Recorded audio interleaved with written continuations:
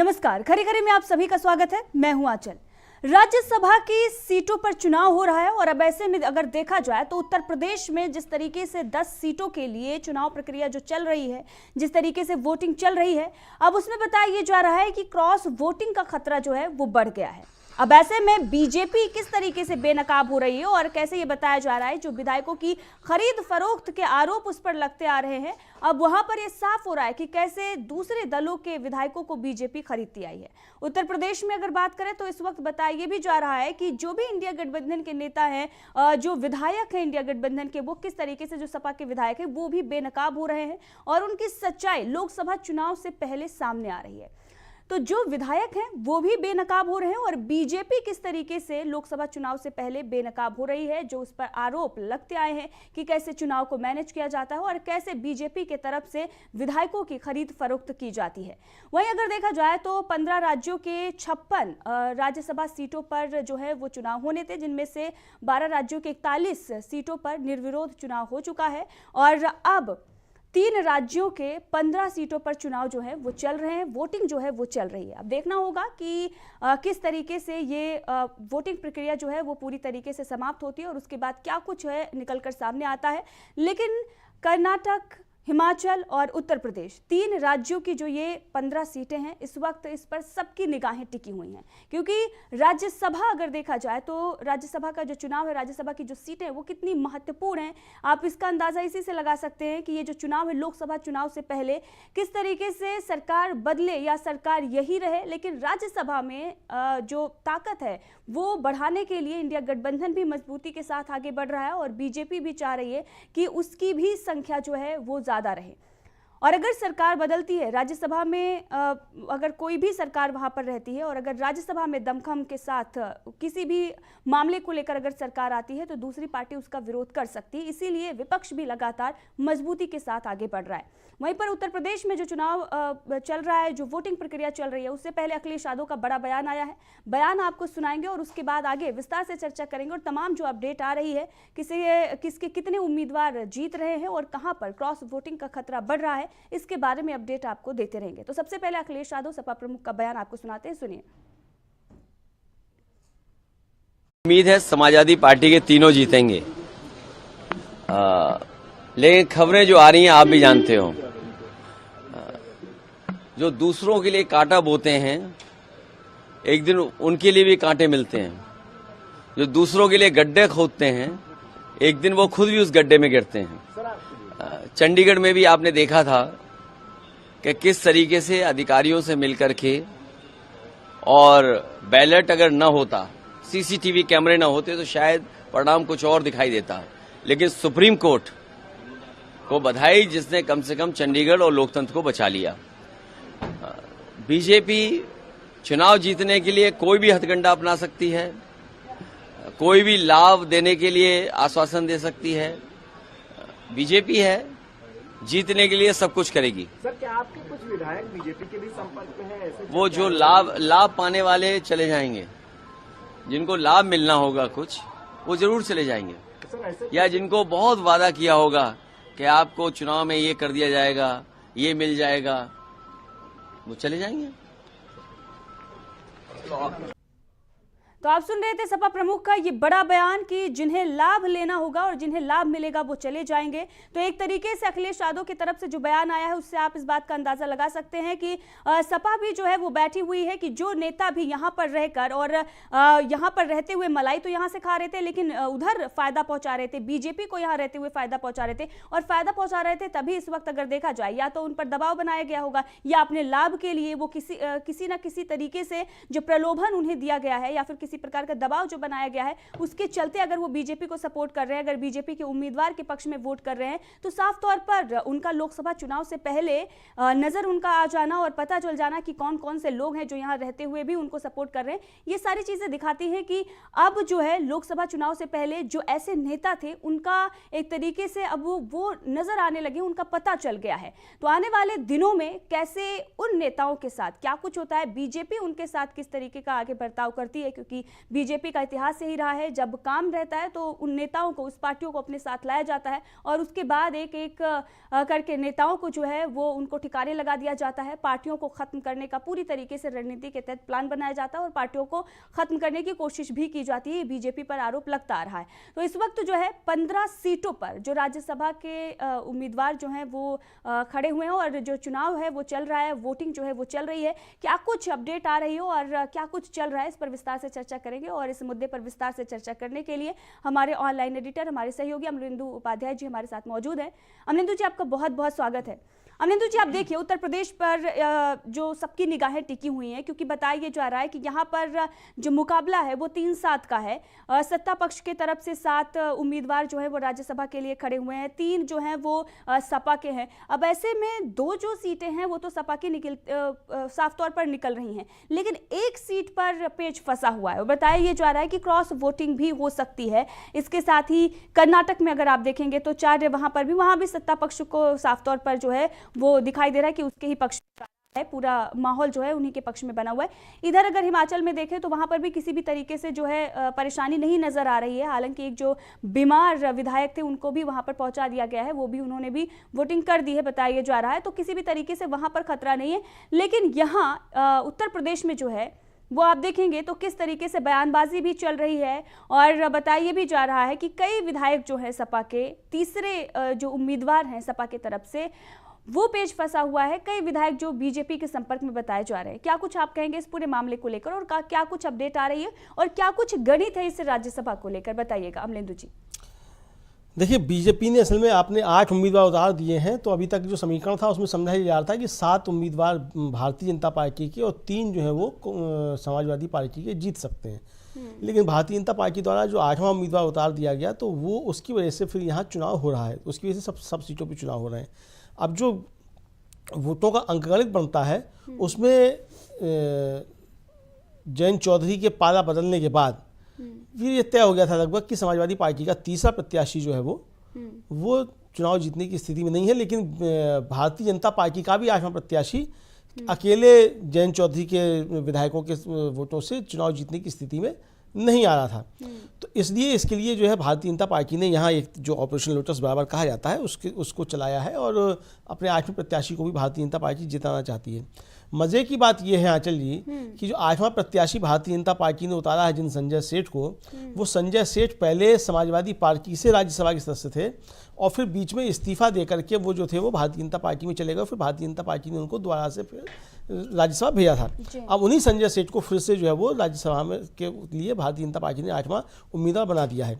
संजय सेठ बड़े जो है वो धनपति समझे जाते हैं कि उनके पास बहुत पैसा है, बहुत पैसे वाले समझे जाते हैं। तो जो कुल मिलाकर के राज्यसभा के लिए जो चुनाव होते हैं उसमें जिस तरह की बातें चलती हैं, ये आशा की जाती है कि शायद वो सेठ साहब का जो है वो तिजोरी उनकी कुछ बोल रही होगी। सेठ साहब जिस तरीके के सेठ हैं उस तरीके से लेकर के।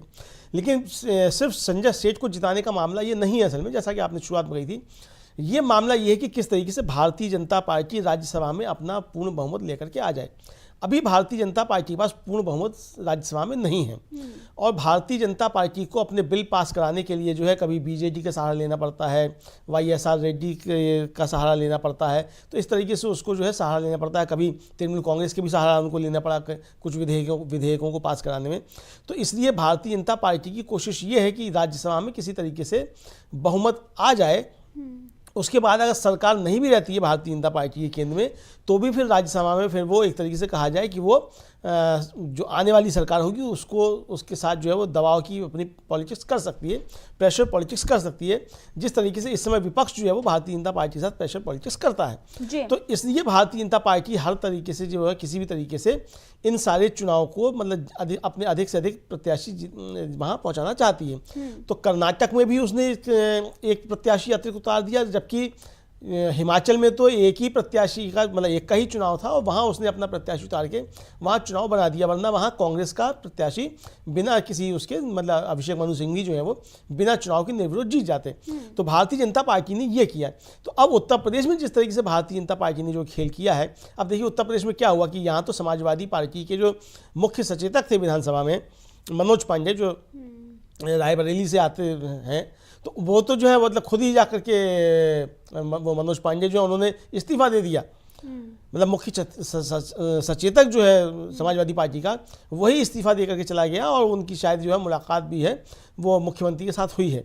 तो भारतीय जनता पार्टी जिस तरीके से ये सब काम कर रही है, तो इस खेल में जो है जो बड़ा खेल भारतीय जनता पार्टी ने किया है उसमें बेनकाब ये हुई है कि अभी जिस तरीके से चंडीगढ़ में भारतीय जनता पार्टी ने मेयर के चुनाव में खेल करने की कोशिश की थी और उसको सुप्रीम कोर्ट से जिस तरीके का तगड़ा झटका लगा, और उस पर के बाद वहाँ जो था वो आम आदमी पार्टी का यानी इंडिया गठबंधन का जो प्रत्याशी था उसको सुप्रीम कोर्ट ने विजयी घोषित कर दिया। तो भारतीय जनता पार्टी असल में हर चुनाव में एक तरीके से कहा जाए वो चंडीगढ़ मॉडल को अपनाना चाहती है। उसने उत्तर प्रदेश के राज्यसभा चुनाव में भी उस चंडीगढ़ मॉडल को अपनाने की एक तरीके से कोशिश की। अखिलेश यादव जो कह रहे थे वो इसी तरफ इशारा कर रहे थे कि भारतीय जनता पार्टी है चुनाव में कुछ भी कर सकती है, और इसलिए उसने इस तरीके की सारी चीज़ें जो है वो अपनाई हैं और क्रॉस वोटिंग को एक तरीके से उसने प्रश्रय दिया है।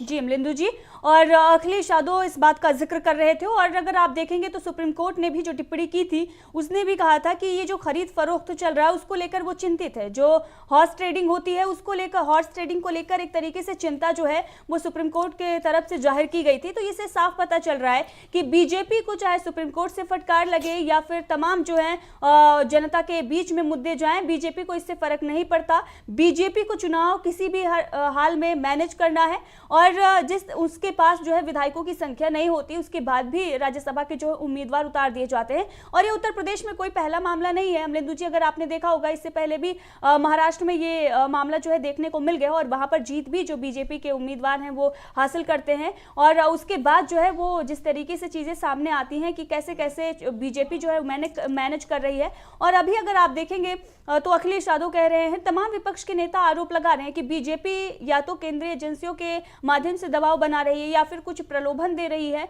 और कैसे विपक्ष के नेताओं को अपने पाले में ला रही है। तो एक तरफ अगर हम देखें लोकतंत्र की हम बात करते हैं जहां पर पार्टियां होती हैं और एक हेल्दी राजनीति की हम बात करते हैं, लेकिन आज की जो राजनीति है वो कितनी बदल चुकी है अगर आप देखेंगे तो यहाँ पर संख्या बल होने के बाद भी विधायक जो हैं, जनप्रतिनिधि जो हैं, वो कैसे खरीद लिए जा रहे हैं, वो कैसे अपने पाले में लाए जा रहे हैं। ठीक है, जनता आपको वोट नहीं कर रही है, अगर आप जनता आपको पसंद नहीं कर रही है, आपके मुद्दों पर वोट नहीं कर रही है, तो आप जो जनता जिन्हें चूज कर रही है, जिन मुद्दों पर कर रही है, वो वहां तक पहुंचते हैं, उसके बाद उन्हें ही अपने पाले में लाया जाता है, चाहे वो दबाव बनाकर या फिर किसी भी बात का प्रलोभन देकर। ये चीजें जो हैं वो कितनी खतरनाक बन सकती हैं आने वाले दिनों में अमलेंदु जी। और लेकिन लोकसभा चुनाव से पहले अगर ये चीजें बार बार हो रही हैं और चीजें दिखाई दे रही हैं तो इसका खामियाजा भी बीजेपी को लोकसभा चुनाव में भुगतना पड़ सकता है, क्योंकि जनता ये सोच रही है, जनता अब ये सारी चीजें देख रही है कि आखिर चल क्या रहा है देश में, और इन सभी मुद्दों को ध्यान में रखते हुए वो वोट करेगी। और ये तमाम जो खबरें हम इसीलिए जनता तक पहुंचा रहे हैं कि क्या कुछ चल रहा है वो आप देखिए, कैसे उत्तर प्रदेश में खरीद फरोख्त का मामला जो है वो सामने आ रहा है, नेताओं को कैसे खरीद लिया जा रहा है। नेता आपके वोटों को लेकर आते हैं, वहां पर पहुंचते हैं और ये कहते हैं कि हम आपकी आवाज उठाएंगे, लेकिन आपके आवाज की वो कैसे कीमत लगा देते हैं और उसके बाद वो पार्टी जो है वो बदल देते हैं, दल बदल देते हैं और दूसरे पार्टी में जाकर शामिल हो जाते हैं। आंचल जी बड़े शायर रहे हैं आदम गोंजवी साहब, उन्होंने बहुत पहले जो था लिखा था कि पैसे से आप चाहें तो सरकार गिरा दें, संसद बदल गई है यहाँ की नखास में। नखास यानी कि जो देहात में एक तरीके से जो लगता है बाजार जो लगता है उसको नखास कहा जाता है। तो उन्होंने ये कहा था, लेकिन अब तो परिस्थितियाँ और ज़्यादा ख़राब हो चुकी हैं। वो जिस समय उन्होंने ये बात कही थी उस समय ठीक है वो नखास की बात कर रहे होंगे, लेकिन आज परिस्थितियाँ बहुत ज़्यादा ख़राब हो चुकी हैं और कोई भरोसा नहीं होता है कि कौन व्यक्ति सुबह तक जो है किस पार्टी में और शाम को किस पार्टी में होगा। यानी कि अगर मुख्य सचेतक की समाजवादी पार्टी का अगर वो त्यागपत्र दे करके चला जाता है और एंड समय पर चला जाता है, और अभी 2 दिन पहले तक जो थे वो स्वामी प्रसाद मौर्य के लिए मनोज पांडे जो थे वो बातें कर रहे थे कि स्वामी प्रसाद मौर्य जो है वो बीजेपी के एजेंट, इस तरह की बातें जो थे वो मनोज पांडे कर रहे थे। अब वो मनोज पांडे स्वयं जो वो जाकर के भारतीय जनता पार्टी के साथ जाकर के खड़े हो गए। तो यहाँ जो भारतीय जनता पार्टी इस खेल में बेनकाब हो रही है आंचल जी, वो ये है कि भारतीय जनता पार्टी यानी उसको किसी भी तरीके से सत्ता चाहिए और उसके लिए फिर चाहे उसको किसी को भी साथ लेना पड़े। अब जिन विधायकों के बारे में सूचना आ रही है आंचल जी कि उन्होंने उत्तर प्रदेश में जो है क्रॉस वोटिंग की है समाजवादी पार्टी के, उनमें से कई जो है वो उनके ऊपर बड़े आपराधिक मुकदमे जो है वो कायम हैं कई के ऊपर। तो जिनके बारे में ये बातें आ रही हैं तो समझा जा सकता है कि किस तरीके से क्या दबाव रहेंगे, जिस बात की तरफ अखिलेश यादव जो है वो इशारा कर रहे हैं कि डराया होगा। तो डराया किसको जा सकता है? डराया उसी को जा सकता है जो खुद अंदर से अपराधी किस्म का हो, तो उसी को तो डराया जा सकता है। वही जो जिसने कुछ बुरा नहीं किया है, जिसने कोई गलत नहीं किया, उसको क्या डर है, तो वो क्यों डरेगा? तो जाहिर सी बात है कि भारतीय जनता पार्टी उन्हीं को डरा सकती है जिन्होंने कुछ ना कुछ उनके अंदर कोई ना कोई गलतियां नहीं होंगी, तो उनको डराने का काम हुआ है। तो भारतीय जनता पार्टी ने जो डराने और धमकाने की जो रणनीति पे काम करके इस चुनाव में किया है, और देखिए सुबह तो जो है वो केशव प्रसाद मौर्य जो उत्तर प्रदेश के उप मुख्यमंत्री हैं, उन्होंने क्या ट्वीट किया, और उनकी बाइट भी है वो कि मतलब विकसित भारत के लिए कोई भी किसी दल का विधायक जो है वो अगर समर्थन देना चाहता है, वोट देना चाहता है, उसका स्वागत है। यानी आप खुलेआम जो हैं वो आप एक तरीके से कहा जाए कि आप क्रॉस वोटिंग के लिए जो आप आमंत्रण दे रहे हैं कि आप क्रॉसिंग वोटिंग कीजिए। मुझे लगता है कि अगर चुनाव आयोग कहीं है, उसका चुनाव आयोग जिंदा है अगर, तो उसको केशव प्रसाद मौर्य जी के इस वक्तव्य का जो है संज्ञान लेना चाहिए कि उन्होंने किस तरीके से इसका स्वागत किया है। हालांकि उन्होंने ये कहा है कि अखिलेश यादव के आरोप जो है वो गलत हैं, ये भी उसके साथ उन्होंने जोड़ा। यानी एक तरफ से उन्होंने ये बताने की कोशिश की है कि जो भी कुछ हो रहा है वो स्वतः हो रहा है और भारतीय जनता पार्टी इसके लिए कोई प्रयास नहीं कर रही है। तो ये उनका अपना एक मत हो सकता है, लेकिन जो आभास उनके उससे जाता है, उनकी बात से वो ये जाता है कि शायद जैसे वो एक तरीके से स्वागत कर रहे हों। तो ये जिस तरीके की चीजें आंचल जी हो रही हैं, तो ये भारतीय जनता पार्टी की जो नीतियां हैं, भारतीय जनता पार्टी की सत्ता को लेकर के जो लोलुपता है उसको एक तरीके से बेनकाब कर रही हैं। जी बिल्कुल, और यही बीजेपी है जो सपा को लेकर तमाम सवाल खड़े करती थी, उनके उम्मीदवारों को लेकर। अभी अगर आपने देखा होगा तो जो उम्मीदवार, जो विधायक इनके पक्ष में आ रहे हैं, उनको लेकर जब टिकट उन्हें मिल रहा था तो उस वक्त बीजेपी सवाल खड़ा कर रही थी और ये कह रही थी देखिए सपा जो है किन लोगों को टिकट दे रही है। लेकिन जैसे ही वो इनके पक्ष में आते हैं, इनके पाले में आते हैं और इनके समर्थन में वोट करते हैं और एक तरीके से बीजेपी का समर्थन करते हैं, वो दूध के धुले हो जाते हैं, वो पाक साफ हो जाते हैं। तो वॉशिंग मशीन में धुलकर ये सारे नेता जो है वो बीजेपी के तरफ जा रहे हैं। तो जनता भी इस बात को देख रही है कि आप जो आरोप लगा रहे थे विपक्षी पार्टियों पर, गुंडागर्दी की और तमाम जो बातें हैं वो बीजेपी की तरफ से कही जाती थी, लेकिन आज उन्हीं सभी लोगों को आप अपने पक्ष में ले रहे हैं, चाहे वो महाराष्ट्र हो या उत्तर प्रदेश हो। तमाम राज्यों में आप देखिए जिन जिन लोगों पर बड़े बड़े भ्रष्टाचार के आरोप बीजेपी लगाती है और उसके बाद वो आकर बीजेपी में शामिल हो जाते हैं। असम से लेकर अगर आप महाराष्ट्र तक देखेंगे, अजीत पवार का नाम अगर आप देखेंगे, छगन भुजबल का नाम अगर आप देखेंगे, आप अशोक चौहान का नाम देखेंगे, कैसे उन पर तमाम आरोप जो है वो लगते आ रहे हैं, बीजेपी के तरफ से लगाए गए। लेकिन उसके बाद वो बीजेपी में शामिल हो गए और जैसे ही वो आते हैं, यहाँ तक कि डिप्टी सीएम उन्हें बनाया जाता है, मंत्रिमंडल में जगह दिया जाता है, राज्यसभा सीधे भेज दिया जाता है और जो चादर बिछाते रहते हैं, जो दरी बिछाते रहते हैं, वो दरी बिछाते ही रह जाते हैं। बीजेपी के अंदर भी वही चल रहा है। तो जो बीजेपी का कार्यकर्ता जो 2014 में काम करा, जिसने 2014 में काम किया, जिसने 2019 में काम किया, जो लगातार काम कर रहा है ताकि प्रधानमंत्री नरेंद्र मोदी जीतें, और प्रधानमंत्री नरेंद्र मोदी ना तो जनता की आवाज को सुन रहे हैं और ना ही उस कार्यकर्ता के मन की बात को समझ पा रहे हैं। हालांकि प्रधानमंत्री नरेंद्र मोदी मन की बात करते हैं, लेकिन वो अपने ही कार्यकर्ता, अपने ही नेता की मन की बात नहीं समझ रहे हैं। और जो दूसरे हैं, दूसरे पार्टियों के हैं, जिन पर वो भ्रष्टाचार के आरोप लगाते आए हैं, उनके मन की बात जो है वो कैसे वो समझते हैं और उनको अपने पार्टी में लाकर और कैसे, किस तरीके का, जो एक तरीके से, जो अगर भ्रष्टाचारी आपके पास आएगा तो फिर वो क्या करेगा। कोई भी भ्रष्टाचारी अगर आपके पास, आप कहते हैं कि वो भ्रष्टाचारी है, तो भ्रष्टाचारी आपके पास आएगा तो भ्रष्टाचार ही करेगा। तो क्या प्रधानमंत्री नरेंद्र मोदी तमाम भ्रष्टाचारियों को अपने पार्टी में लेकर भ्रष्टाचार करने की रणनीति बना रहे हैं क्या, या फिर भ्रष्टाचारियों को लाकर वो एक तरीके से ये दिखाना चाहते हैं कि बीजेपी भी कम नहीं है। देखिए आचार्य जी, एक तो ये मोदी की गारंटी अभी बहुत कुछ जो सुनने में आता है और तमाम से एफएम चैनल्स पे और बार बार जो विज्ञापन आते हैं कि ये मोदी की गारंटी है। तो ये मोदी की गारंटी है कि कोई भी भ्रष्टाचारी वो कहीं नहीं छोड़ेंगे, सबको भारतीय जनता पार्टी में शामिल करके मानेंगे। ये मोदी जी की गारंटी, आप इसको इस तरीके से समझ सकते हैं, क्योंकि मोदी जी जो बातें कहते हैं उसके निहितार्थ कुछ और होते हैं, ध्वनि उसकी कुछ और निकलती है और मोदी जी के मुख से कुछ और निकलता है। तो कुल मिलाकर के जो चीज़ें हैं वो इस तरीके की चीज़ें हैं। आप देखिए कि भारतीय जनता पार्टी ने खासतौर से दो आप नाम ले सकती हैं, एक आरपीएन सिंह जो उत्तर प्रदेश से प्रत्याशी हैं भारतीय जनता पार्टी के, और अशोक चौहान तो खैर चुन के आ चुके महाराष्ट्र से। अशोक चौहान तो मतलब एक दिन पहले उन्होंने कांग्रेस से इस्तीफा दिया और अगले दिन भारतीय जनता पार्टी के राज्यसभा के प्रत्याशी हो गए। डील ही उसी बात पर हुई। है। तो अब वो डील हुई है, जो भी उनके बीच मसला रहा हो, किस बात पर डील हुई है क्या नहीं है, ये तो वो जाने उनके बीच क्या डील हुई है। लेकिन आप देखिए किस तरीके से आपने भारतीय जनता पार्टी की जो कार्यकर्ता रहे होंगे, आपने उनका हक मारने का काम किया है। और यही बात जो है वहाँ की जो महाराष्ट्र के जो भारतीय जनता पार्टी के उपाध्यक्ष हैं भंडारी साहब, उनके बेटे जो है, उनका बयान आया कि मेरे पिता जो है वो इतने समय से लगे हुए हैं, और उनको 12 बार जो है वो कहा गया कि भाई आपको हम भेजेंगे, और उनको नहीं भेजा गया। तो आप जिस तरीके से ये सब कर रहे हैं, आप बाहर से लोगों को लेकर के आ रहे हैं, आप उनको जो है भारतीय जनता पार्टी के ऊपर आप जो है काबिज करते चले जा रहे हैं। अभी एडीआर की एक रिपोर्ट आई यहाँ चलिए थोड़े दिन पहले ही, मुश्किल से 3 या 4 दिन हुए, उसमें बताया गया कि किस तरीके से 1000 जो है वो नए नेता जो है वो भारतीय जनता पार्टी में दूसरे दलों से आए हैं, और उनमें से 7 लोग जो है वो भारतीय जनता पार्टी की 7 राज्यों की कमान संभाल रहे हैं। यानी 7 राज्यों में आपने जो है भारतीय जनता पार्टी उन लोगों के हवाले कर दी जो कल तक दूसरे राज्यों में थे। अगर आप भारतीय जनता पार्टी के मुख्यमंत्रियों की सूची देखें तो वो भी आपको लगेगा कि वो दूसरे जो दलों से आए हुए हैं। खासतौर से महाराष्ट्र और त्रिपुरा की अगर बात करें तो दोनों जो मुख्यमंत्री जो हैं वो कांग्रेस से आए हुए हैं, हिमंता बिस्व शर्मा भी, और वो जो वहाँ हैं त्रिपुरा में क्या साहा साहब जो हैं वो भी जो है वो कांग्रेस के से आए हुए हैं। तो यानी कि आप जो जिन लोगों को मुख्यमंत्री बना रहे हैं, तो आपको एक अदद मुख्यमंत्री का चेहरा जो है वो आपको वो भारतीय जनता पार्टी का मूल कैडर नहीं मिल पा रहा है। तो मोदी जी 10 साल से भारतीय जनता पार्टी को बढ़ाने के लिए काम कर रहे थे, आखिर वो काम क्या कर रहे थे? अगर आपको एक मुख्यमंत्री का एक चेहरा भारतीय जनता पार्टी का मूल कैडर नहीं मिल पाता है, अगर आपको 8 राज्यसभा प्रत्याशियों में से 8 के 8 मूल भारतीय जनता पार्टी के कैडर नहीं मिल पाते हैं, तो आप भारतीय जनता पार्टी का विकास कहां कर रहे थे? तो ये सवाल अब भारतीय जनता पार्टी के अंदर भी उठना शुरू हो रहे हैं आंचल जी, और मुझे लगता है ये चीजें आगे बढ़ेंगी। जी बिल्कुल, आप असम और त्रिपुरा की बात कर रहे थे, और महाराष्ट्र की आप बात करें। महाराष्ट्र में भी अगर देखा जाए तो वहां पर भी शिवसेना से जो नेता आए हैं, उनको शिवसेना को तोड़कर उनको पार्टी में शामिल कराया गया है, उनको मुख्यमंत्री, और फिर दूसरे एनसीपी के जो लीडर हैं उनको उप मुख्यमंत्री। हालांकि देवेंद्र फडणवीस जो हैं वो बीजेपी के हैं, उनका डिमोशन कर दिया गया है। तो ऐसे ही तमाम राज्यों में। लेकिन अगर आप देखेंगे उत्तर प्रदेश में क्या कुछ चल रहा है, और अब हम राज्यसभा चुनाव पर लौट कर आते हैं अमलेंदु जी, और मुझे लगता है कि जो भी अपडेट आ रही है वो हम तमाम जो हमारे दर्शक जुड़ गए हैं इस वक्त, बहुत बहुत धन्यवाद जो भी हमारे दर्शक जुड़े हुए हैं उन सभी को। और मैं लगातार जो अपडेट है आप तक पहुंचा रही हूं। और इसी बीच बताया ये जा रहा है कि जो सपा के 5 विधायक, जो खबर ये आई थी कि उन्होंने मुख्यमंत्री से मुलाकात की थी, और नाम भी सामने आ गए थे, अभय सिंह, राकेश पांडे, विनोद चतुर्वेदी और मनोज पांडे, ये सभी जो है वो मुलाकात करते हैं। और उसके बाद रामगोपाल यादव का बड़ा बयान आता है। अमलेंदु जी, क्या कुछ उन्होंने कहा है वो सुनाते हैं।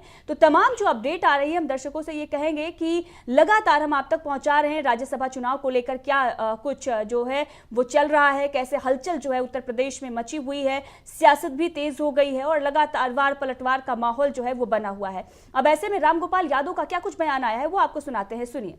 टूट समाजवादी पार्टी में हुई ऐसी अरे टूट हर चुनाव में ऐसा है, जैसे आराम से पीछे के थोड़ा कुकुरमुत्ते उगाते हैं और बाद में टूट जाते हैं। कुछ कुकुरमुत्ते हर पार्टी में होते, बीजेपी में टूटन हुई, पहचान नहीं हो पाई, वो तो ह्यूमन। अमलेंदु जी, ये देखिए बड़ा बयान जो है वो रामगोपाल की तरफ से आ रहा है, और ये कह रहे हैं जो आप छत्रप कहते हैं कि जो कुछ पार्टियों में छत्रप रहते हैं उनकी पहचान हो रही है। लोकसभा चुनाव से पहले ऐसे लोगों का सफाया हो रहा है, और अगर ये नहीं जाएंगे तो फिर ये पार्टी के लिए घातक साबित हो सकते हैं। ये लोकसभा चुनाव के बाद भी पलटी मार सकते हैं, चुनाव में भी ये उस तरीके से मेहनत नहीं कर सकते, या कुछ भी ये चुनाव में कर सकते थे। तो ये लोकसभा चुनाव से पहले ऐसे लोगों की पहचान हो गई है। अखिलेश यादव ने भी जो है एक तरीके से बड़ा बयान दिया है कि जिन्हें लाभ जो है वो मिल रहा होगा वो जा रहे हैं, और रामगोपाल यादव का भी ये बड़ा बयान आया है। तो लोकसभा चुनाव से पहले ये सफाई अभियान माना जाए? देखिए, निश्चित तौर पर माना जाए, अब सफाई अभियान माना जा सकता है। और आपकी बात सही है कि मतलब लोकसभा के चुनाव से पहले जो है जो बहुत क्रूशियल लोकसभा चुनाव होगा विपक्ष के लिए, खासतौर से इंडिया गठबंधन के लिए भी, और देश के लिए भी काफ़ी ज़्यादा क्रूशियल होगा। और भारतीय जनता पार्टी के लिए तो खैर अस्तित्व का सवाल है ही ये लोकसभा चुनाव।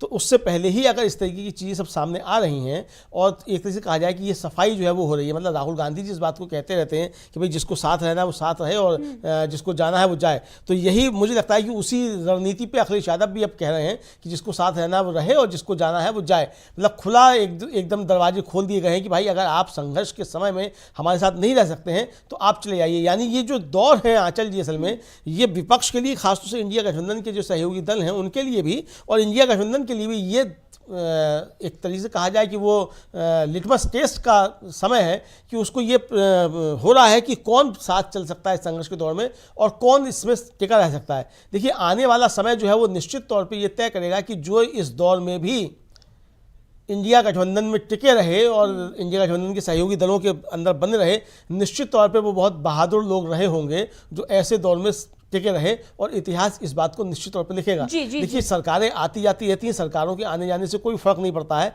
लेकिन जब इतिहास लिखा जाता है तो इतिहास के कालखंड में 100 साल भी जो बहुत छोटी सी समय होता है, तो उसमें जब ये सारी बातें लिखी जाएंगी तो निश्चित तौर पर लिखा जाएगा कि ऐसे समय में जो लोग भी जो थे वो इस मतलब भारतीय जनता पार्टी की सरकार के खिलाफ, खासतौर से मोदी जी की जो भारतीय जनता पार्टी है उसके खिलाफ जो लोकतंत्र के खड़े रहे, वो निश्चित तौर पर बहुत बहादुर लोग रहे होंगे। लेकिन कुल मिलाकर के इतिहास ये भी लिखेगा कि किस तरीके से तमाम संवैधानिक मर्यादाओं की, लोकतांत्रिक मूल्यों की जो है धज्जियां भारतीय जनता पार्टी ने सत्ता के लालच में उड़ाई, और उसका एक लक्ष्य जो था वो सिर्फ सत्ता को हासिल करना था। उसके लिए ना हिंदुत्व कोई मुद्दा था, उसके लिए ना कोई धर्म कोई मुद्दा था, उसके लिए ना आस्था कोई मुद्दा थी, उसके लिए सिर्फ उसकी एक आस्था जो है वो सरकार बनाने में रही, और किसी भी तरीके से सरकार बनाई जाए, ये भारतीय जनता पार्टी की एक जो है वो कुल मिलाकर के रणनीति रही है। बिल्कुल बिल्कुल अमलेंदु जी, और आज जो बीजेपी कर रही है उससे ये साफ हो गया कि सिर्फ और सिर्फ सत्ता पाने के लिए किसी भी हद तक जाने को तैयार हो गई है बीजेपी, और तमाम जो लीडर हैं जिनको वो अपने पार्टी में ला रही है उनको लेकर भी चर्चाएं चल रही हैं। बीजेपी के अंदर भी चर्चाएं तेज हो गई हैं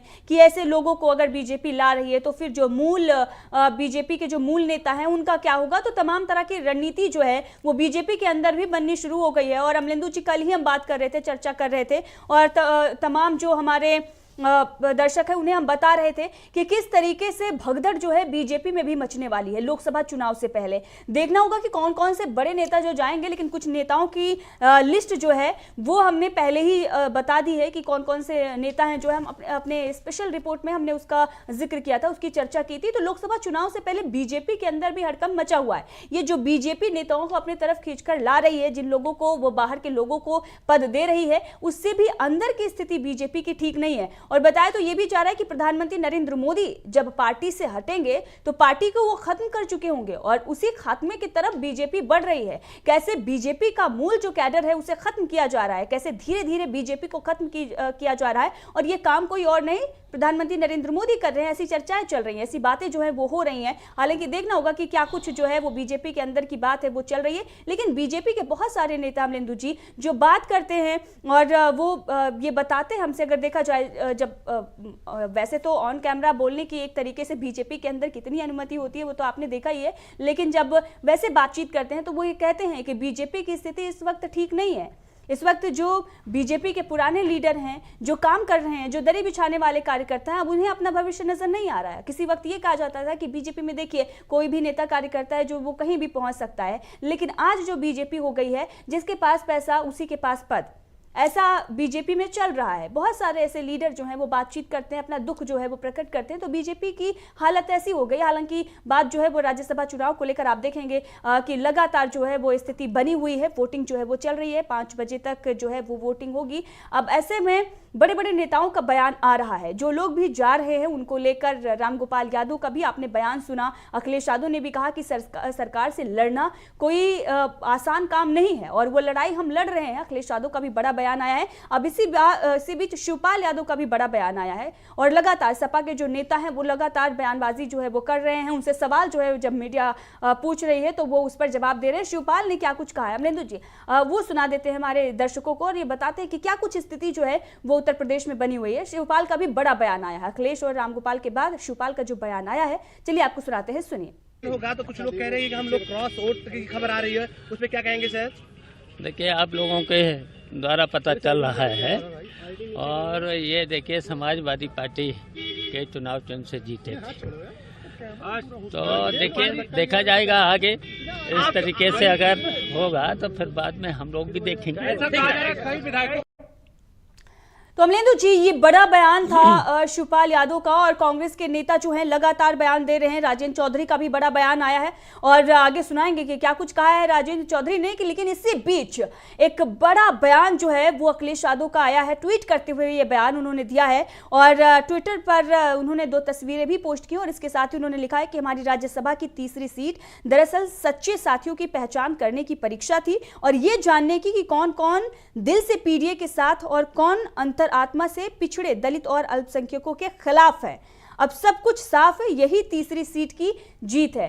ये जो है ये बड़ा बयान अखिलेश यादव के तरफ से आया है। अब अमलेंदु जी देखिए, अखिलेश यादव ने ये बता दिया है कि ये जो है तीसरी सीट ही थी, ये परीक्षा थी, ये परीक्षा हमने रखी थी और हमारे तमाम जो साथी हैं, तमाम जो विधायक हैं, उनकी असलियत सामने लाने के लिए ये तीसरी सीट थी और इसी में पहचान हो गई है कि कौन पीडीए के साथ है, कौन पिछड़ों की जो हम बात कर रहे हैं, दलितों की हम बात कर रहे हैं, जो हम अल्पसंख्यकों की बात कर रहे हैं उनके साथ है, या फिर वो अंदर से इनके खिलाफ था। और यहाँ पर थे हम लगातार जो है चर्चा कर रहे हैं। अमलेंदु जी, जब स्टार्टिंग में हमने प्रोग्राम की शुरुआत की तो हमने ये कहा कि अगर आप देखेंगे तो जो लोग इधर हैं, इस पार्टी में हैं, मलाई तो इधर खा रहे हैं, लेकिन कहीं ना कहीं फायदा वो बीजेपी को पहुंचा रहे हैं, उनके लिए एक तरीके से काम कर रहे हैं, उनकी भी पहचान लोकसभा चुनाव से पहले हो गई है। तो ये सीट तो जो थी वो परीक्षा की सीट थी, ये अखिलेश यादव का कहना है। जो ये ट्वीट आया, क्या कुछ आप कहेंगे इस बयान पर अखिलेश यादव के? नहीं, निश्चित तौर पर अखिलेश यादव ने सही कहा। देखिए, जिस समय तीसरी घोषणा की थी, उन्होंने तीसरे प्रत्याशी की, उस समय ही स्पष्ट था कि अंकगणित जो है वो तीसरी सीट के लिए समाजवादी पार्टी के पक्ष में नहीं है। हालांकि उससे भारतीय जनता पार्टी को भी कोई फायदा नहीं होना था, उसका 8वां प्रत्याशी भारतीय जनता पार्टी के पक्ष में भी गणित नहीं था। लेकिन ये एक तरीके से कहा जाए कि समाजवादी पार्टी के मत जो थे वो किसी तरीके से इंतजाम समाजवादी पार्टी कर सकती थी अगर जयंत चौधरी भी साथ में रहते और उसके तमाम साथी जो है वो साथ में रहते।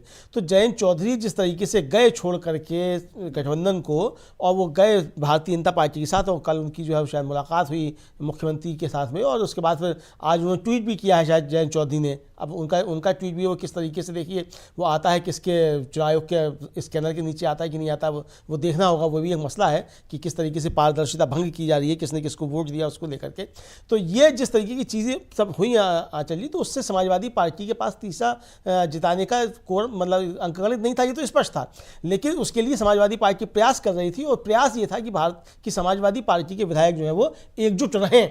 उसमें ये पहचान हो गई कि कौन लोग जो है वो अभी जो थे वो दगा दे सकते थे, या जिन्होंने दगा दिए उनका जो एक तरीके से कहा जाए वो चेहरा सामने आ गया समाजवादी पार्टी के। तो अखिलेश यादव जो कह रहे हैं कि ये पहचान थी इस संकट के समय, तो निश्चित तौर पे संकट के समय समाजवादी पार्टी के लिए एक पहचान का समय था कि कौन कौन जो है उसके साथ संकट के समय में साथ में रहता है। तो भारतीय जनता पार्टी ने असल में वो भली सीट जो जीतने अतिरिक्त सीट जो है वो राज्यसभा में उनका ठीक है, अंकगणित थोड़ा ठीक हो जाएगा, लेकिन कुल मिलाकर के ये सीट जीतने के साथ ही भारतीय जनता पार्टी बुरी तरीके से बेनकाब हुई है।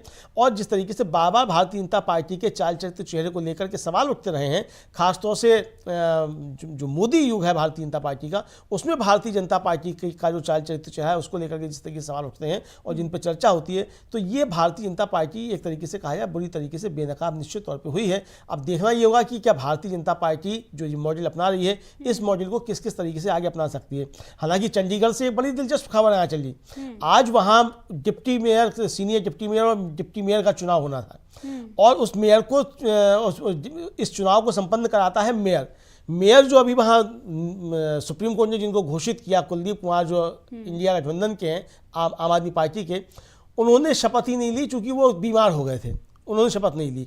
अब वो चूँकि अगर नहीं मतलब होंगे सीट पे तो वो चुनाव नहीं होगा, और वहाँ भारतीय जनता पार्टी के सभासद जो है वो जाकर के हंगामा वहाँ कर रहे थे। ये अभी खबरें आई थोड़ी देर पहले कि वो शपथ जो है वो क्यों नहीं ली और चुनाव होना चाहिए। अब वहाँ देखना ये है कि जो चंडीगढ़ मॉडल भारतीय जनता पार्टी ने तैयार किया था चंडीगढ़ में, क्या उसी चंडीगढ़ मॉडल से भारतीय जनता पार्टी चंडीगढ़ में मात खा रही है? अब ये भी देखना होगा, क्योंकि अब जो रास्ता आप दिखा रहे हैं, जो शिवपाल एक बात कह रहे थे, आपने सुना आखिर में उन्होंने शिवपाल ने क्या कहा कि ठीक है जब हमारा समय आएगा तो हम करेंगे फिर। तो यानी आपने ये रास्ते खोल दिए हैं कि अगर भारतीय जनता पार्टी सत्ता से बाहर हो जाए, मुझे लगता है ये हो ही जाएगी शायद जिस तरह की खबरें हैं, तो दूसरे लोग आए तो वो भी भारतीय जनता पार्टी का इस तरह की चीज़ें करें। तो ये जो एक शुचिता की बात जिसकी भारतीय जनता पार्टी 2014 से पहले किया करती थी, अब जो शुचिता शब्द का इस्तेमाल भारतीय जनता पार्टी नहीं करती है, अब तो वो चाणक्य नीति की बात करती है और चाणक्य को बदनाम करती है, इन सारी अपने धतकर्म को चाणक्य के पल्ले डाल करके। तो ये सारी चीज़ें अब सामने आएंगी यहाँ चल जी, और ये भारतीय जनता पार्टी बुरी तरीके से बेनकाब हो रही है, और इसका असर जो है वो भारतीय जनता पार्टी को लोकसभा चुनाव में भुगतना पड़ेगा, क्योंकि लोग अब और ज़्यादा जो है वो तेजी के साथ और दृढ़ होकर के जाएंगे कि अब ऐसे लोगों को भेजना है कि जो भारतीय जनता पार्टी को जबरदस्त तरीके से हरा सकें। चलिए जी बिल्कुल, और आप ये कह रहे थे कि अब बीजेपी जो है वो चाणक्य नीति की बात ही करती है और तमाम बातें उनके तरफ से की जाती है और दूसरों को रास्ता दिखा रहे हैं। और इस वक्त बड़ी खबर जो है वो कर्नाटक से आ रही है। अमलेंदु जी, मैं बता दूं कि वहां पर 4 सीटों पर जो है वो वोटिंग हो रही है, और इसी बीच खबर ये आ रही है कि बीजेपी के साथ कर्नाटक में खेल हो गया है। जो बीजेपी दूसरे राज्यों में खेल करने की कोशिश कर रही है, उसके साथ कर्नाटक में बड़ा खेल हो गया है। और खबर जो है इस वक्त यह आ रही है कि बीजेपी के विधायक ने ही कांग्रेस के पक्ष में वोट डाल दिया है। कांग्रेस के उम्मीदवार जो है उनके पक्ष में वोट डाला गया है और ये खबर जो है वो आ रही है और इसके साथ ही इसकी पुष्टि भी हो गई है। और एक जो है बड़े नेता का कहना है कि ये पुष्टि हो गई है कि एसटी सोमशेखर ने क्रॉस वोटिंग की है। अब आप देखिए कि बीजेपी के ही विधायक ने क्रॉस वोटिंग कर दी है, तो कर्नाटक में बीजेपी के साथ खेल हो गया है। इस वक्त की खबर ये आ रही है। एक तरफ उत्तर प्रदेश पर तो सबकी निगाहें टिकी हुई हैं क्योंकि यहाँ पर सबसे ज्यादा सीटें हैं। यहाँ पर 10 सीटों पर जो है एक तरीके से जो खाली हुई है वो 10 सीटें हैं। हालांकि उम्मीदवार जो है वो 8 और 3 के उससे उतारे गए हैं। 8 जो है वो सत्ता पक्ष के तरफ से और 3 जो है वो सपा के तरफ से। लेकिन इसी बीच 4 सीटों पर जहां पर चुनाव हो रहा है कर्नाटक, वहां पर बड़ा खेल बीजेपी के साथ हुआ है। तो रास्ता जो बीजेपी दिखा रही है, बीजेपी पर ही उसका दांव जो है वो भारी पड़ता हुआ नजर आ रहा है। अमलेंदु जी, निश्चित तौर पर आंचल जी देखिए, जो रास्ते आप तैयार कर रहे हैं और जैसे अखिलेश यादव भी शायद कह रहे थे कि जो गड्ढे खोदता है दूसरों के लिए उसमें खुद गिरता है, तो ये गड्ढे जो भारतीय जनता पार्टी दूसरों के लिए खोद रही है तो उसमें खुद भी गिर रही है। ऐसा अब चीज़ें आने लगी हैं और ये कई जगह हो रहा है। मतलब जैसे मैंने चंडीगढ़ का आपको वाकया बताया कि वहाँ इस तरीके से हो रहा है, आपने बताया कर्नाटक में भी इस तरीके का खेल हो गया। तो जो आप दूसरे राज्यों में करने की कोशिश कर रहे हैं वो आपके साथ खेल हो गया। तो इसका आपको फ़ायदा क्या मिला? भाई आपने अगर उत्तर प्रदेश से एक सीट ज़्यादा हासिल कर ली या आप हिमाचल प्रदेश में डिस्टर्ब कर सकते हैं तो आपका नुकसान तो कर्नाटक में हो गया ना। तो यानी आप बेनकाब भी हो गए कि आप किस तरीके के जो है मिथ्या बातें करते हैं और किस तरीके का आप कदाचार करते हैं, ये आप बेनकाब हो गए भारतीय जनता पार्टी में। जी अमलेंदु जी, मैं माफी चाहूंगी। और इस वक्त एक बड़ी खबर जो है उत्तर प्रदेश से आ रही है। उत्तर प्रदेश में बीजेपी को तगड़ा झटका लगा है। अमलेंदु जी देखिए, बीजेपी जो है, अभी अखिलेश यादव ये कह रहे थे कि जो गड्ढे दूसरे के लिए खोदता है उस गड्ढे में वो भी गिरता है और कांटे अगर वो बोएंगे तो कांटे उनके भी रास्ते में आएंगे। ओम प्रकाश राजभर की पार्टी के एक विधायक ने समाजवादी पार्टी के पक्ष में वोट कर दिया है। देखिए, इसका डर जो है वो काफी दिनों से था और लोकसभा चुनाव से पहले राजभर भी पलटी मार सकते हैं, इस बात की हम चर्चा लगातार कर रहे हैं क्योंकि उनके विधायक जो है वो उनके साथ हैं ही नहीं। वो तो उन पर दबाव बना रहे हैं कि देखिए आपको ना तो मंत्री पद मिला जिसके लिए आप गए थे और दूसरी तरफ हमारा कुछ होना नहीं है लोकसभा चुनाव में, क्योंकि जनता का मूड वो समझ रही है। जिन मुद्दों पर इंडिया गठबंधन बात कर रहा है और जिन मुद्दों पर बीजेपी चुनाव लड़ना चाहती है, हालांकि मुद्दे नहीं है, वो ध्रुवीकरण की राजनीति है, उस पर वो राजनीति करना चाहती है। उससे राजभर का भला नहीं होने वाला, उससे उनके विधायकों का भला नहीं होने वाला, क्योंकि उनके विधायक उन्हीं मुद्दों पर चुनकर आएंगे जो इंडिया गठबंधन मुद्दों को उठा रही है। पिछड़ों की बात जो वो कर रही है, जो वो हक और न्याय की बात कर रही है, तो विधायकों के ऊपर भी जो है वो एक तरीके से प्रेशर है। और लोकसभा चुनाव से पहले वो विधायक भी जो है वो एक तरीके से बड़ा पद चाह रहे हैं और इसीलिए वो उन पर दबाव बना रहे हैं कि देखिए लोकसभा में अगर आप इंडिया गठबंधन के साथ चले जाएंगे तो आने वाले फिर से जो विधानसभा के चुनाव होंगे तो वहां पर हमारी स्थिति जो है वो मजबूत हो जाएगी।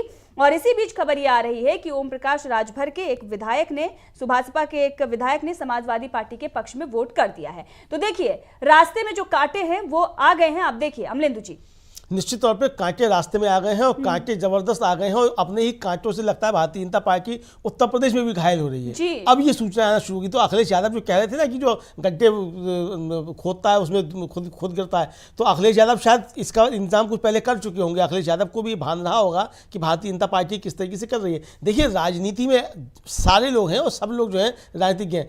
नरेंद्र मोदी जी की राजनीति और अमित शाह जी की राजनीति जो भारतीय जनता पार्टी के दम पे है, अखिलेश यादव की राजनीति जो अपने पिता के दम पे, तो अखिलेश यादव को हेरिडिटी में बहुत सी चीज़ें भी मिली हुई हैं उस तरीके की चीज़ें की।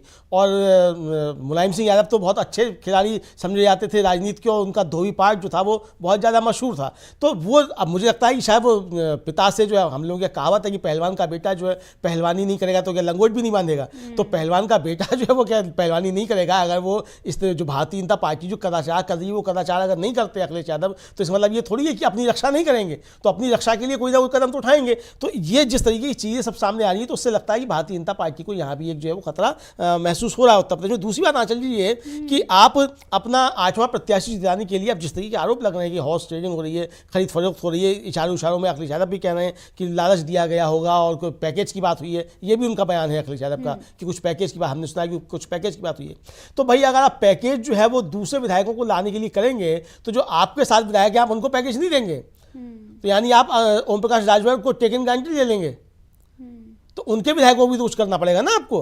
तो ये भारतीय जनता पार्टी की मतलब जो आप रणनीति अपनाना चाहते हैं वो रणनीति आकर के कहाँ आपके गले में फंस जाती है, ये उसका एक तरीके से प्रमाण कहा जा सकता है। चलिए परिणाम जो भी हो, मतलब तीसरी सीट समाजवादी पार्टी जीते या नहीं जीते, वो तो पहले भी नहीं जीत रही थी, अंकगणित उसके पक्ष में नहीं था, वो तो समीकरण बनते अगर कुछ तो कुछ करके अखिलेश यादव कुछ कर सकते थे, हो सकता है। लेकिन जिस तरीके से ये सब चीज़ें सामने आई, तो ये भारतीय जनता पार्टी जो अपना बुना जाल है, मुझे लगता है कि उस अपने बुने जाल में भारतीय जनता पार्टी एक तरीके से फंसती जा रही है। और उत्तर प्रदेश से भी भारतीय जनता पार्टी के लिए हो सकता है कि शुभ सूचनाएं उस तरीके से नहीं आए जिस तरीके से उसको आशा रही हो। चलिए, तो ये तो अभी राज्यसभा का चुनाव था अमलेंदु जी, और उसमें हम देख रहे हैं कि एनडीए में फूट पड़ गई है, और लोकसभा चुनाव से पहले जब लिस्ट आएगी उसके बाद क्या कुछ होता है और चुनाव का ऐलान होगा उसके बाद क्या कुछ होता है, ये तो आने वाले दिनों में देखना बहुत ही दिलचस्प होगा। क्योंकि बहुत सारे ऐसे नेता हैं जो लगातार विपक्ष आरोप लगा रहा है कि उन पर दबाव बनाया गया है, और एक तरीके से जो केंद्रीय एजेंसियां हैं उनका डर दिखाकर उन्हें बिठाया गया है।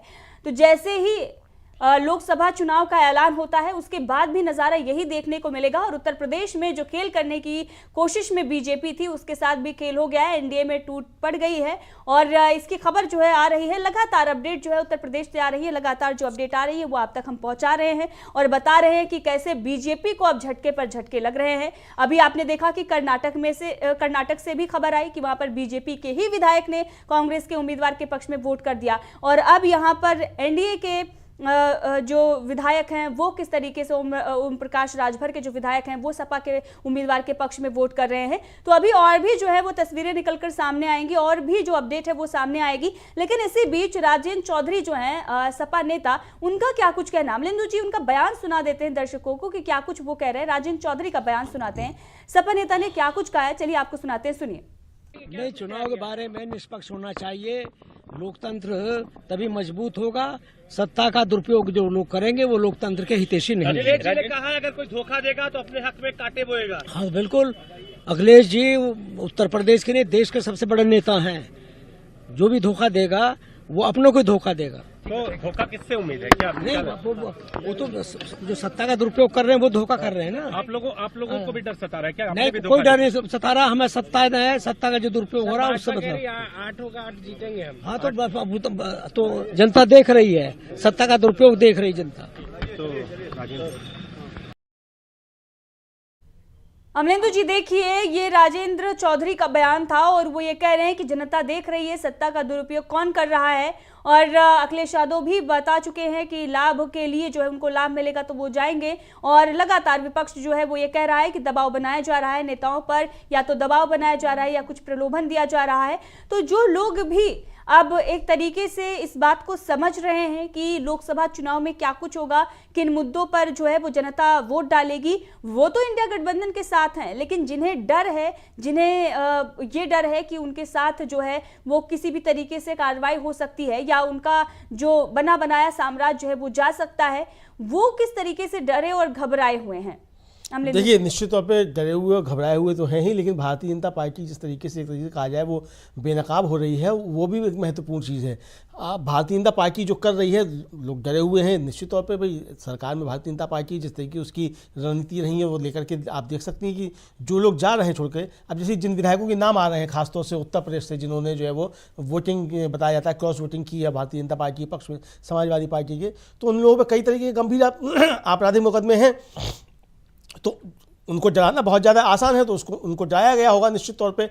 कुछ प्रलोभन भी दिए गए होंगे, जो अखिलेश यादव कह रहे हैं कि उसमें पैकेज की भी बात है, वो भी सब चीज़ें रही होंगी। लेकिन कुल मिलाकर के ये सारी जो चीज़ें जिस तरीके से हुई हैं, जिस तरीके से एक तरीके से कहा जाए कि जो मैनेज करने की भारतीय जनता पार्टी ने कोशिश की, और दूसरा उसमें मीडिया ने आंचल जिस तरीके से भारतीय जनता पार्टी का साथ दिया, यानी कि आप भारतीय जनता पार्टी के कदाचार को आप जो है रणनीति बना करके पेश कर रहे हैं जिस तरीके से। तो उत्तर प्रदेश में खबरें चलाई गई कि सुबह से इतने विधायक भारतीय जनता पार्टी, मतलब सुबह से एक माहौल बनाने की कोशिश जो थी वो एक तरीके से की गई। लेकिन अब जो खबरें आ रही हैं उसमें आ रहा है कि खेल दोनों तरफ से हुआ है, यानी cross voting Bharatiya Janata party की तरफ से भी हुई है। तो अब इसको कौन सी रणनीति कहा जाएगा, तो ये उस मीडिया से सवाल बन सकता है कि भाई अब आप इसको कौन सी रणनीति कहेंगे। इसी तरीके से हिमाचल प्रदेश में लेकर के जिस तरीके से भारतीय जनता पार्टी का जो है वो चलाया गया कि सूत्रों से 10 विधायक जो है वो गायब हो सकते हैं। अब कहा जा रहा है कि वहाँ लगता है मामला टाई हो गया है। अब भाई कैसे टाई हो गया है, अगर 10 विधायक कांग्रेस के गायब हो गए हैं हिमाचल में, तो टाई कहाँ से हो जाए? फिर तो जीत गया भारतीय जनता पार्टी का।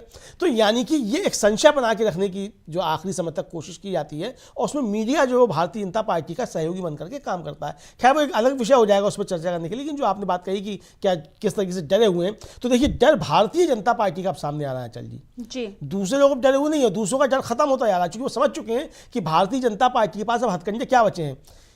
आज जिस तरीके से राज्यसभा के चुनाव में जिस तरीके से जो चीज़ें हुई हैं, क्रॉस वोटिंग की सब कोशिशें हुई हैं, उससे हिसाब लगता है कि भारतीय जनता पार्टी का अपने मतदाताओं पे से भी भरोसा उठता चला जा रहा है।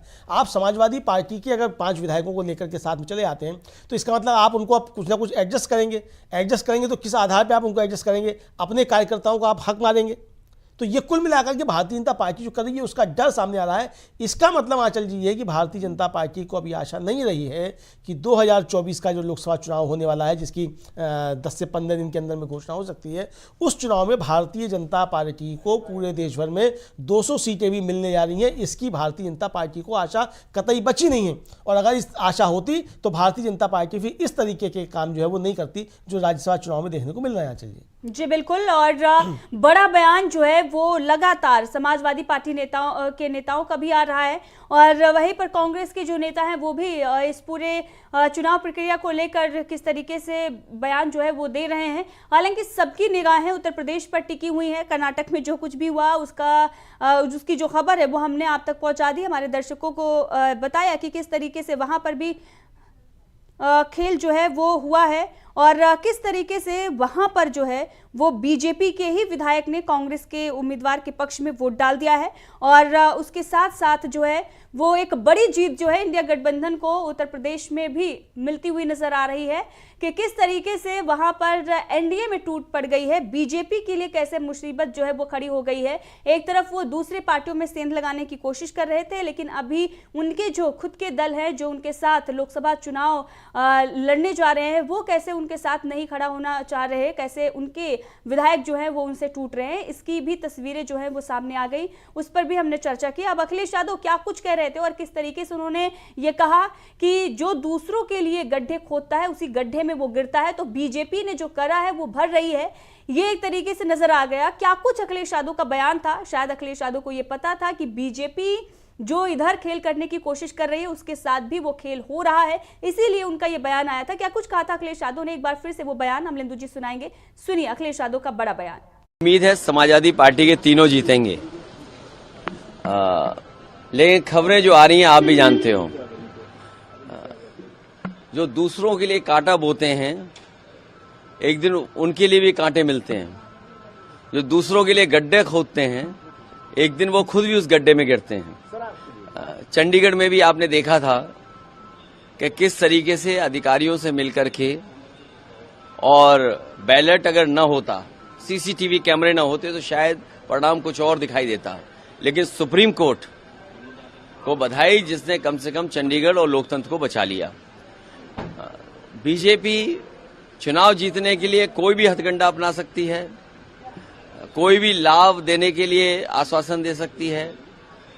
बीजेपी है, जीतने के लिए सब कुछ करेगी। सर क्या आपके कुछ विधायक बीजेपी के भी संपर्क में हैं? ऐसे वो जो लाभ पाने वाले चले जाएंगे, जिनको लाभ मिलना होगा कुछ, वो जरूर चले जाएंगे। सर ऐसे या जिनको बहुत वादा किया होगा कि आपको चुनाव में ये कर दिया जाएगा, ये मिल जाएगा, वो चले जाएंगे। तो अमरेंदु जी, ये अखिलेश यादव का बयान था और उसके बाद उन्होंने बड़ा बयान ट्वीट करते हुए भी दिया था। उन्होंने तस्वीर पोस्ट की थी 2, और इसके साथ ही उन्होंने बताया था कि ये जो तीसरा कैंडिडेट हमारा था, ये तीसरा उम्मीदवार जो हमारा था, वो एक तरीके से हमने परीक्षा रखी थी। और वो परीक्षा इसलिए थी क्योंकि लोकसभा चुनाव से पहले जो लोग भी यहाँ पर थे, जो पीडीए के खिलाफ, एक तरीके से उन्होंने पीडीए की चर्चा की, लेकिन एक तरीके से उनका यही कहना था कि जो लोग भी समाजवादी पार्टी में रहकर, लेकिन वो एक तरीके से पार्टी के खिलाफ ही काम कर रहे थे, जो इंडिया गठबंधन के मुद्दे हैं उनके खिलाफ उनके दिल में जो है वो चीजें थी, वो हम निकल कर सामने आ चुकी हैं। वो क्या कुछ सोचते हैं और यहाँ रहते हुए किसे फायदा पहुंचा रहे थे, वो सब कुछ साफ हो गया है। तो वहीं पर जो वो चर्चा कर रहे थे कि जो कांटे जो हैं वो जो बो रहा है उसके रास्ते में भी आएंगे, तो वो बीजेपी के साथ हुआ है। अब इसी तरीके से अगर देखा जाए तो वो शिवपाल यादव का जो है वो एक बड़ा बयान रामगोपाल यादव का जो है वो बड़ा बयान सामने आ रहा है। क्या कुछ वो कह रहे हैं अपने उम्मीदवारों को लेकर, चलिए आपको सुनाते हैं। उम्मीदवारों को लेकर बड़ा बयान रामगोपाल यादव सपा नेता का, सुनिए। ऐसा है जैसे बरसात के सीजन में कुकुरमुत्ते उगाते हैं और बाद में टूट जाते हैं। कुछ कुकुरमुत्ते हर पार्टी में होते हैं, बीजेपी में टूटन हुई, पहचान नहीं हो पाई, बीजेपी पहचान करने में कहीं वो तो ऐसे ह्यूमन नेचर, आदमी परफेक्ट नहीं होता है, तो पहचान में तो गड़बड़ी किसी से भी हो सकती है। ऐसे तो सबक लेगी समाजवादी पार्टी पार्टी के वो भी छोड़ के चले गए हैं, एनडीए के पाले में चले गए। दावा किया जा रहा है अभी और टूटेंगे, अभी ऐसा और है। वोटिंग होगी। ऐसे दावा तो चलते रहते हैं, लेकिन जिन्हें जीतना हमारे पार्टी के उम्मीदवारों को वो जीत चुके, कोई खतरा नहीं। एक दो और चले जाएं तब भी कोई खतरा नहीं है। आपका दावा तीनों प्रत्याशियों के लिए प्रत्याशी कैसे जीतेगा सर? 1 से 2 वोट मिल चुके हैं, 1 से 2 वोट मिल चुके हैं। सभा का भोज रास नहीं आया क्या? क्या समाजवादी पार्टी का भोज रास नहीं आया? समाजवादी पार्टी के भोजन कल शाम का नहीं, विधायक वो मन से हमारी पार्टी के साथ नहीं थे, गलती से इधर आ गए। समाजवादी पार्टी क्या सर इसे कुछ कार्रवाई करेगी? क्या करेंगे? चुनाव के वक्त तो ऐसा ही होता है, चुनाव के वक्त जनता डिसाइड कर देती है किसको रहना है किसको नहीं रहना है। चलिए अमलेंदु जी, ये बड़ा बयान जो है वो रामगोपाल यादव का था और वो ये बता रहे थे कि जिन्हें जीतना था वो जीत चुके हैं, किसी भी तरीके से कोई खतरा नहीं है। और अखिलेश यादव ने भी ये कहा, तीसरा जो कैंडिडेट है वो हमने एक तरीके से परीक्षा रखी थी। तो सपा जो है वो इस बात को समझ रही है कि ये लोकसभा चुनाव से पहले एक अग्नि परीक्षा थी और उस परीक्षा को जिन लोगों ने पास किया, जो लोग भी सपा के साथ थे वो सपा के साथ हैं, और जो यहाँ पर रहते हुए भी दूसरी पार्टियों को फायदा पहुंचा रहे थे, उन्होंने अपना असली चेहरा दिखा दिया है। अमलेंदु जी देखिए आंचल जी, एक तो जो रामगोपाल यादव कह रहे थे कि पहचानने में गलती हो गई, तो मुझे लगता है पहचानने में गलती जो है ज़्यादा ही गलती हो गई, क्योंकि ये जो मनोज पांडे हैं ये पहले भी भारतीय जनता पार्टी में रह चुके हैं। मतलब समाजवादी पार्टी छोड़ के चले गए थे भारतीय जनता पार्टी में और फिर लौट करके समाजवादी पार्टी में आए थे। और ये वही मनोज पांडे हैं जो समाजवादी पार्टी की बुद्धिजीवी सभा बनाई गई है, मतलब बनाई गई थी, उसके अध्यक्ष थे। और यही जो थे वो जो फरसा कार्यक्रम हो रहे थे ना, परशुराम की मूर्तियाँ लगाए जाने के, अखिलेश यादव जो कर रहे थे, वो सारे कार्यक्रम ये मनोज पांडे ही उसको संचालित कर रहे थे एक तरीके से। मतलब वही उसके जो थे वो थीम डिज़ाइनर थे परशुराम के फरसा के। तो पहचानने में गलती नहीं हुई, बल्कि ये कहा जाए कि अगर आप जो है आप अपने रास्ते, अखिलेश यादव आज जिस पीडीए की बात कर रहे हैं उस पीडीए को अगर लगातार पकड़े रहते तो आज ये स्थितियां मुझे लगता है उस तरीके से पैदा नहीं होती, क्योंकि आपने उस पीडीए को ध्यान देकर के आपने को लगा कि शायद मनोज पांडे के जरिए आपको कुछ ब्राह्मणों के वोट भी मिल जाएंगे परशुराम की मूर्ति लगवाने से। तो ऐसे परशुराम की मूर्ति लगाने से किसी को वोट नहीं मिला करते हैं, तो मूर्तियों के दम पे जो वोट नहीं मिला करते हैं, आपकी आस्था वास्ता कुछ हो सकती है, खैर वो अलग का विषय हो जाएगा। लेकिन जो महत्वपूर्ण बात रामगोपाल यादव कह रहे थे उसमें महत्वपूर्ण बात ये भी आंचल जी कि उन्होंने कहा कि एक तो कुछ कुकुरमुत्ते उगाए थे, जैसे बरसात में उगाते थे वो कुकुरमुत्ते थे, वो भारतीय जनता पार्टी के अंदर भी, यानी ये इशारा दे दिया रामगोपाल यादव ने कि भारतीय जनता पार्टी के अंदर भी कुछ कुकुरमुत्ते हैं, उन पर जो है वो कभी भी टूट सकते हैं वो कुकुरमुत्ते। दूसरा उन्होंने जो अंतिम में बात कही वो ये कहा कि उन्होंने कि जनता सब तय कर देती है, तो जनता ही तय करती है, तो जिनका भी इलाज करना है वो जनता इलाज करेगी। वो कोई हमारे जैसा विश्लेषक या कोई रामगोपाल जी जैसा कोई जो है वो नेता वो इलाज नहीं करता है किसी का भी, इलाज जनता करती है। और जनता अगर इलाज करने पर तो आती है तो अच्छे जो है वो चाणक्य धरे के धरे रह जाते हैं। तो जनता अगर मन बना चुकी है कि उसको कुछ लोगों का इलाज करना है या किसी पार्टी का या किसी सरकार का इलाज करना है, तो जनता फिर इलाज उसका कर देगी। तो रामगोपाल जी इसी बात को कह रहे हैं। मुझे लगता है कि जो जनता का मूड है इस समय, देश का जो जनता का मूड समझ में आ रहा है, आज तक तो यही समझ में आ रहा है, कल को कुछ परिस्थिति कुछ और हम नहीं कह सकते, लेकिन आज तक जो जनता का मूड है उससे साफ समझा सकता है कि जनता जो है वो इस बार भारतीय जनता पार्टी का इलाज करना चाहती है। ये बात और साफ हो रही है। और इसके लिए जो है वो एक तरीके से कहा जाए कि उस इलाज में दवा का काम जो है वो भारतीय जनता पार्टी की इस तरीके की रणनीतियां जिस तरीके से राज्यसभा चुनाव में कर रही है वो भी एक तरीके से काम कर रही है। तो जनता को आप इसके लिए और उकसा रहे हैं कि जनता आपका ठीक से इलाज कर देना चाहिए। जी बिल्कुल। और अगर आप देखेंगे तो इसमें मीडिया जो है एक बहुत बड़ी भूमिका निभा रहा है। अमलेंदु जी, अभी हम जब प्रोग्राम कर रहे हैं, हम चर्चा कर रहे हैं, उससे पहले अगर आप देखेंगे तो तमाम खबरें जो हैं वो सुबह से ही चलाई जा रही थी कि इतने विधायक जो हैं वो पाला बदल सकते हैं, इतने जो है वो बीजेपी के साथ जा सकते हैं, हैं, इतने मुख्यमंत्री से मिल रहे हैं। हालांकि कुछ चीजें जो हैं वो निकलकर सामने भी आई, लेकिन कुछ लोगों के बारे में अफवाहें भी जो है वो लगातार चलाई जा रही हैं। एक तरीके से जो नैरेटिव सेट करने की बात हम करते हैं, वो नैरेटिव कैसे आप देखेंगे कि मीडिया सेट करता है और एक तरीके से जनता के बीच में वो कैसे बातों को रखता है कि देखिए वो इस बात से नाराज थे और इसलिए वो पार्टी छोड़ रहे हैं, किस तरीके से दूसरे पार्टी के साथ जा रहे हैं या उनके उम्मीदवार को इस मुद्दे को लेकर कर रहे हैं। हालांकि कुछ ऐसे भी बड़े नामों को भी चला दिया जा रहा है जो किसी भी तरीके से नाराज नहीं है या उनके सूत्रों के हवाले से अगर आप देखेंगे तो उनके बारे में जो है वो खबरें चलाई जा रही हैं। खबर यह आ रही थी अमलेंदु जी की अखिलेश यादव और पल्लवी पटेल के बीच में जो है वो नोकझोंक हुई है, बहस हुई है, इस तरह की खबरें जो है वो सूत्रों के हवाले से चलाई जा रही थी। हालांकि ये सारी खबरें जो है वो कितना सही थी उसका अंदाजा आप इसी बात से लगा सकते हैं कि जब पल्लवी पटेल निकलती हैं तो वो ये कहती है कि हमने पीडीओ को वोट दिया, हमने समाजवादी पार्टी को वोट दिया, और इससे ये साफ हो गया कि उन्होंने क्या किसे वोट किया और क्या कुछ जो है वो उनके दिल में चल रहा था। अब बात अगर अखिलेश यादव और पल्लवी पटेल के बीच में हुई तो वो उन तक कैसे पहुंची, इस पर भी जो है वो प्रश्न चिन्ह लगते हैं कि कैसे जो है नैरेटिव सेट किया जा रहा है, कैसे ये बताया जा रहा है कि देखिए सीधे तौर पर अखिलेश यादव से ही नहीं बन रही है, उनसे फोन पर जो है बहस हो गई है। ये सारी चीजें मीडिया कर रहा है। मीडिया कैसे बीजेपी के पक्ष में माहौल बनाने की कोशिश कर रहा है, लेकिन वहीं पर जब पल्लवी पटेल आती हैं तो वो ये कहती है कि उन्होंने पीडीए को वोट दिया है, उन्होंने पिछड़े और दलितों और अल्पसंख्यकों की बात करने वाली पार्टी जो उनके हक की लड़ाई लड़ रही है उस पार्टी को उन्होंने वोट किया है। अमलेंदु जी, निश्चित तौर पे आप देखिए, चूंकि पल्लवी पटेल समझदार हैं तो इसलिए उन्होंने किसी पार्टी का नाम नहीं लिया, इसलिए क्योंकि वो फिर वो आपका जो मत का अधिकार है आपका, उसके वो खिलाफ चला जाता है कि आपने अपना वोट जो बता दिया, आपने किसको दिया। जिस तरीके से जयंत चौधरी ने जो ट्वीट किया है कि साहब हमारे लोगों ने जो वोट किया भारतीय जनता पार्टी को, ये जिस तरीके से कहा है, इसका मतलब आपने अपने वोट खोल दिए कि आपने किसको वोट किया, जबकि आप जो है अपना मत नहीं बता सकते। मुझे लगता है कि अगर दूसरे लोग चले जाएँ इसको लेकर के चुनाव आयोग या सुप्रीम कोर्ट, तो ये मत निरस्त हो सकते हैं इनके। अब ये सब कुछ हो सकता है क्योंकि उनका वो ट्वीट इसलिए बनेगा। लेकिन है वो कानूनी पक्ष ने, उस पर हम कानूनी पक्षों में नहीं जाना चाहते, वो जिसका काम है वो अपना देखे उन कानूनी पक्षों को। लेकिन जो बात एथिक्स की है और जो बात समीकरणों की है, वो आंचल जी महत्वपूर्ण यहाँ बनती है कि किस तरीके से पल्लवी पटेल को लेकर के शुरू में खबरें चलाई गई इसी मित्र मीडिया के द्वारा, जो हम लोग कहते हैं कॉर्पोरेट मीडिया है उसके द्वारा, कि पल्लवी पटेल, जैसे आपने भी कहा कि भाई अखिलेश यादव और पल्लवी पटेल के बीच अगर फ़ोन पे कोई बातचीत हुई तो इस मित्र मीडिया को कैसे मालूम पड़ गया? इसको आगे किसने बताया? क्या अखिलेश यादव ने आके बताया? क्या पल्लवी पटेल ने आकर के बताया?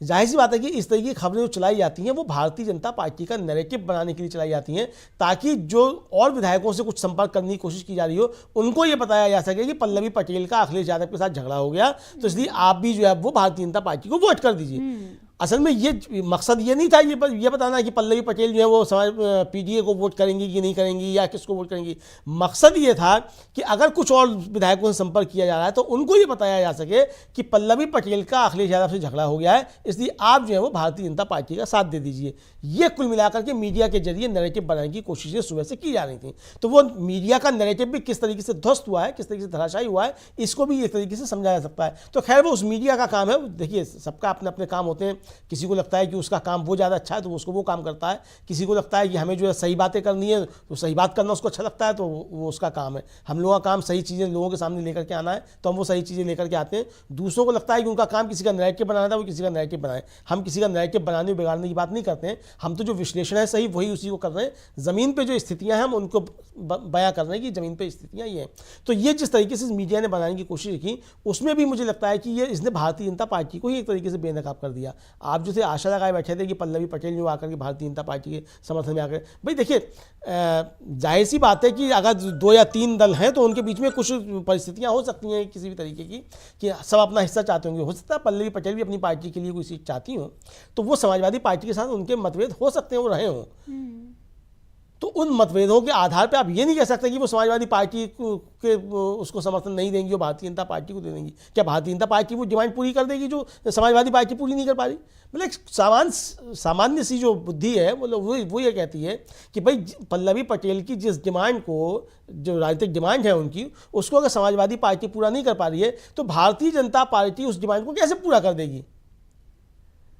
तो ये एक समझने वाली चीज़ है। तो ये कुल मिलाकर के जिस तरीके की सारी चीज़ें हो रही हैं, और ख़ासतौर से उत्तर प्रदेश में जिस तरीके से चीज़ें हुई हैं राज्यसभा के चुनाव में, इसने भारतीय जनता पार्टी के लिए, हम फिर कहेंगे कि भारतीय जनता पार्टी इसमें खुश हो सकती है कि वो शायद एक से ज़्यादा जीत जाए। हालांकि रामगोपाल यादव जी कह रहे थे कि 102 वोट अभी तक मिल चुके हैं और शायद 111 वोट चाहिए तीसरा प्रत्याशी जिताने के लिए।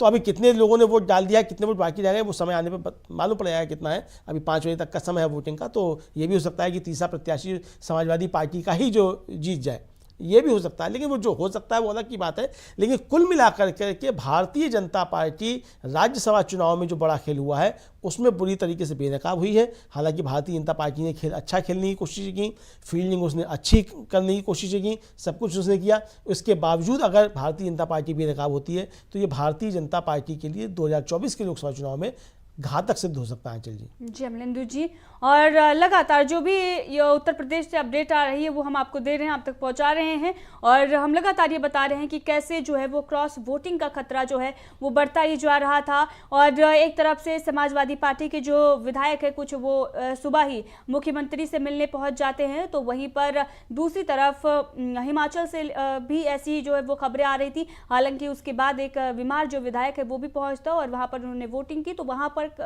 खतरा जो है वो टल गया है। लेकिन कर्नाटक में किस तरीके से बीजेपी के साथ ही खेल हो गया, और बताया जा रहा है और भी कई विधायक जो हैं वो इस फिराक में बैठे हुए हैं कि वो भी क्रॉस वोटिंग करेंगे। तो तमाम खबरें जो हैं वो कर्नाटक, उत्तर प्रदेश और इसके साथ ही हिमाचल से आ रही है। हालांकि खतरा जो है वो सबसे ज्यादा उत्तर प्रदेश को ही लेकर था। उत्तर प्रदेश में जो तीसरा उम्मीदवार था सपा का, लेकिन अब अखिलेश यादव की तरफ से ये कहा जा रहा है कि ये परीक्षा के लिए ही हमने उम्मीदवार उतारा है, और इसमें ये पता चल जाएगा कि कौन से लोग हमारे साथ हैं दिल से, या फिर किन लोगों के खिलाफ, जो किन लोगों के दिल में पीडीए के खिलाफ जो है वो चीज़ें भरी हुई थी, वो सारी चीज़ें वो साफ हो जाएंगी। लगातार जो समाजवादी पार्टी के बड़े नेता हैं उनका बयान आ रहा है, और रामगोपाल यादव जो है वो मनोज पांडे को लेकर जब उनसे सवाल पूछा गया अमलेंदु जी, तो उन्होंने कहा कि जाने दीजिए और इस पर हम चर्चा नहीं करना चाहते, बात भी नहीं करना चाहते, जो गया वो गया। एक तरीके से उनका ये बयान था। इसके साथ ही उनका ये भी कहना था कि मुख्यमंत्री जो है हमारे विधायकों को बिठाए हुए हैं। वहीं पर अखिलेश यादव भी ये कह रहे हैं कि सरकार के खिलाफ लड़ने का काम जो है वो आसान नहीं होता है, तो जो लोग भी जा रहे हैं वो कहीं ना कहीं डरे हुए हैं, ये दिखाई दे रहा है। तो लगातार जो समाजवादी पार्टी के नेता हैं वो बयान दे रहे हैं। क्या कुछ शाम 5 बजे तक निकल कर आता है वो देखना होगा। लेकिन जिस तरीके से खबरें आ रही हैं कि बीजेपी जो है वो दूसरे पार्टियों में सेंध लगा रही थी, खेल करने की कोशिश कर रही थी, तो खेल तो उसके साथ भी हो रहा है। और ये खेल ना सिर्फ कर्नाटक में बल्कि उत्तर प्रदेश में भी हो रहा है। उसके जो सहयोगी दल हैं, उनके जो विधायक हैं, उन्होंने भी क्रॉस वोटिंग की है। लगातार जो अपडेट आ रही है वो पहुंचा रहे हैं हमने जो, और क्या कुछ अपडेट जो है वो आ रही है और किस तरीके से चीजें जो है वो उत्तर प्रदेश में बदलती हुई नजर आ रही है। लोकसभा चुनाव से पहले ये कितना बड़ा झटका जो है वो बीजेपी के लिए होगा, कितना बड़ा झटका जो है वो एनडीए के लिए होगा, क्योंकि तमाम जो दल हैं वो भी नाराज दिखाई दिए और साफ पता चल गया कि कैसे ओम प्रकाश राजभर का जो दल है वो भी बीजेपी से गठबंधन नहीं चाहता। देखिए, ओम प्रकाश राजभर मुझे लगता है भारतीय जनता पार्टी के लिए बड़ी मुसीबत बनने जा रहे हैं। अभी पिछले दिनों उनका वीडियो वायरल हो रहा था ओम प्रकाश राजभर का, जिसमें वो कह रहे हैं कि जब तक मंत्री बना नहीं दिए जाएंगे तब तक वो लोकसभा चुनाव की अधिसूचना जारी नहीं होने देंगे। ये ओम प्रकाश राजभर जो है कहते हुए सुने जा रहे हैं उस वीडियो में। अब वो पता नहीं कितना वीडियो ठीक है या कितना सही है, उसकी हम पुष्टि नहीं कर सकते, लेकिन वो इस बात को कहते हुए सुने जाते हैं। अब जो खबरें हैं आंचल जी, उसके मुताबिक ओम प्रकाश राजभर जो हैं वो उत्तर प्रदेश में भी लोकसभा की सीटें मांग रहे हैं और बिहार में भी मांग रहे हैं। तो यानी आपको ओम प्रकाश राजभर को सेट करने के लिए भारतीय जनता पार्टी को उत्तर प्रदेश में भी सीटें देनी होंगी और आपको उनको बिहार में भी सीटें देनी होंगी। और अगर नहीं देंगे तो ओम प्रकाश राजभर फिर लोकसभा चुनाव से पहले अपना रास्ता एक तरीके से कहा जाए वो तय कर लेंगे। ये आप अच्छे तरीके से समझ सकते हैं। तो भारतीय जनता पार्टी असल में जिस रणनीति पर चल रही है, और भारतीय जनता पार्टी को लग रहा है कि वो किसी तरीके से जो है वो 2024 का चुनाव उसको जीतना बहुत ज़्यादा जरूरी है। असल में जीतना जरूरी क्यों है आंचल जी 2024 का भारतीय जनता पार्टी के लिए, ये इस पर भी लगता है थोड़ी सी चर्चा कर लिया इसी कार्यक्रम के दौरान। भारतीय जनता पार्टी को अपनी सरकार बनाने के लिए जरूरी नहीं है कि उसे 2024 का चुनाव जीतना है। असली बात यह है कि जिस तरीके से देश के संसाधन हैं उनको जिस तरीके से बेचा जा रहा है कॉर्पोरेट घरानों को, खासतौर से कुछ कॉर्पोरेट घरानों को, तो ये देश बेचने का काम जो है वो निर्बाध गति से चलता रहे और इस देश बेचने के रास्ते में कहीं कोई रोड़ा ना आए, इसके लिए भारतीय जनता पार्टी को 2024 का चुनाव जीतना जो लगता है ज़्यादा जरूरी है। और उस चुनाव को जीतने के लिए ही जो है इस तरह की सारी चीज़ें की जा रही हैं। दूसरा ये कि अगर चुनाव हार जाते हैं, तो जिसकी की संभावनाएं बहुत ज़्यादा दिख रही हैं आज तक, तो राज्यसभा में जो है वो बहुमत जो है किस तरीके से बना रहे या इस तरीके की स्थिति में रहे कि सरकार के ऊपर कोई प्रेशर बनाया जा सके, ताकि देश बेचने का काम जो है दूसरी सरकारों से भी करवाया जा सके, इसके लिए दबाव बनाया जा सके। तो इसके लिए भारतीय जनता पार्टी इन सारे राज्यसभा के चुनाव को जीतना एक तरीके से चाहती है। तो इसलिए कर्नाटक में भी प्रयास किया गया। हालांकि अब खबरें आ रही है कर्नाटक में ये दांव उल्टा पड़ गया है, उसी के लिए हो रहा है। लेकिन शाम को जब आंचल जी जो कॉर्पोरेट मीडिया है उस पर अगर चर्चा होगी तो आप देखिएगा उसमें कर्नाटक की चर्चा नहीं होगी। कर्नाटक में भारतीय जनता पार्टी को ये दांव उल्टा पड़ गया। वहाँ चर्चा ये होगी कि समाजवादी पार्टी जो है उसको किस तरीके से जो झटका उत्तर प्रदेश में लग गया, वहाँ चर्चाएं ये होंगी इस तरीके की। तो चर्चा दोनों होनी चाहिए कि उत्तर प्रदेश में किस तरीके से समाजवादी पार्टी को झटका लगा। निश्चित तौर पर झटका है, अगर उसके उस विधायक क्रॉस वोटिंग कर रहे हैं तो उसके लिए झटका है समाजवादी पार्टी के लिए, इससे कोई इनकार नहीं कर सकता है। लेकिन भारतीय जनता पार्टी की यही रणनीति किस तरीके से कर्नाटक में फेल हुई है और उत्तर प्रदेश में भी उसके साथ ही जो छिटक के समाजवादी पार्टी की तरफ चला गया है, इस पर भी चर्चा होना बहुत जरूरी है। जिस तरीके से बिहार में आपने ऑपरेशन लोटस चलाने की कोशिश की और उसमें आपको बहुत आंशिक सफलता मिली, जबकि आपके जो थे उससे दोगुने विधायक जो थे वो जाकर के दूसरे खेमे में चले गए, तो वहां आपका ऑपरेशन लोटस जो फेल हुआ और रिवर्स ऑपरेशन लोटस वहां चल गया।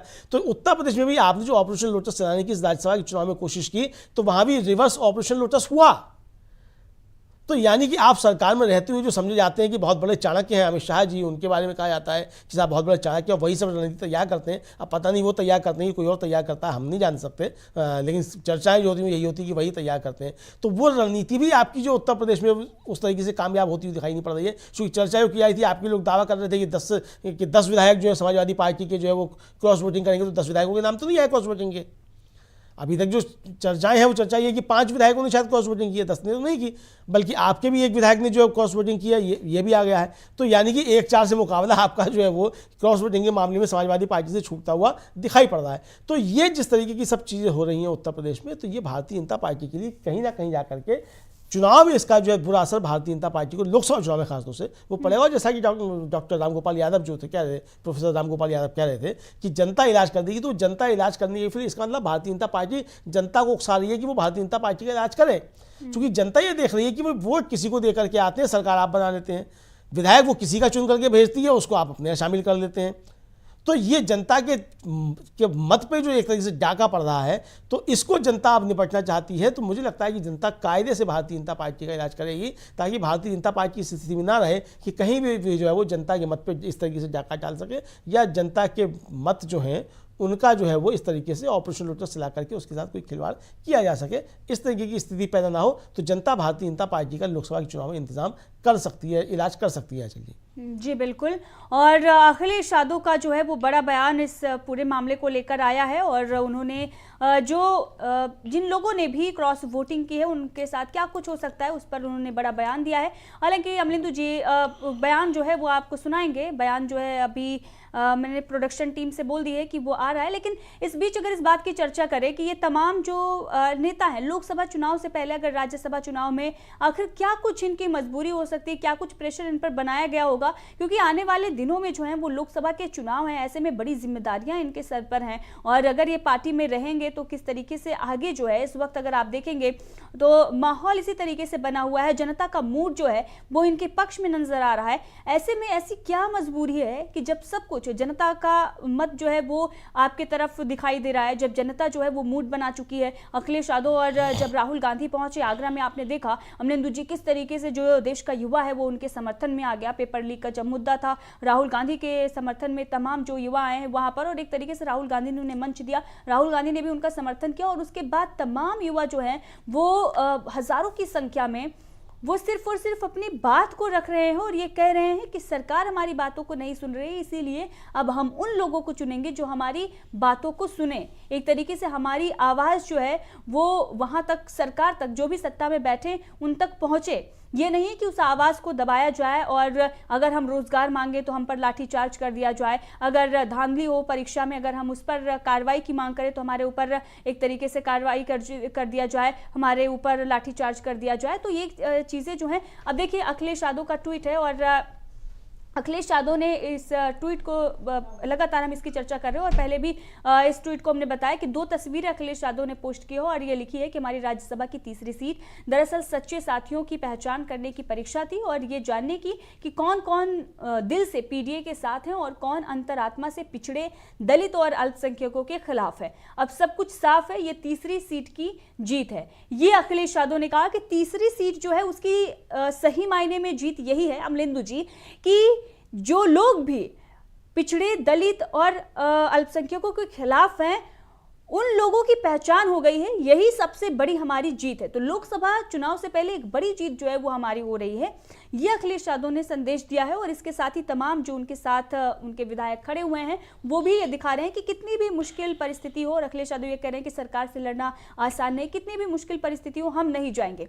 अब ऐसे में जो लोग चले गए हैं उन पर क्या कुछ हो सकता है, क्या कुछ कार्रवाई हो सकती है, इसको लेकर जब रिपोर्टर ने सवाल अखिलेश यादव से पूछा, अमलेंदु जी क्या कुछ उन्होंने जवाब दिया है और किस तरीके से उसकी चर्चा जो है हो रही है अखिलेश यादव के इस बयान की, वो सुनाते हैं। क्या कुछ कहा है सपा प्रमुख अखिलेश यादव ने, सुनिए।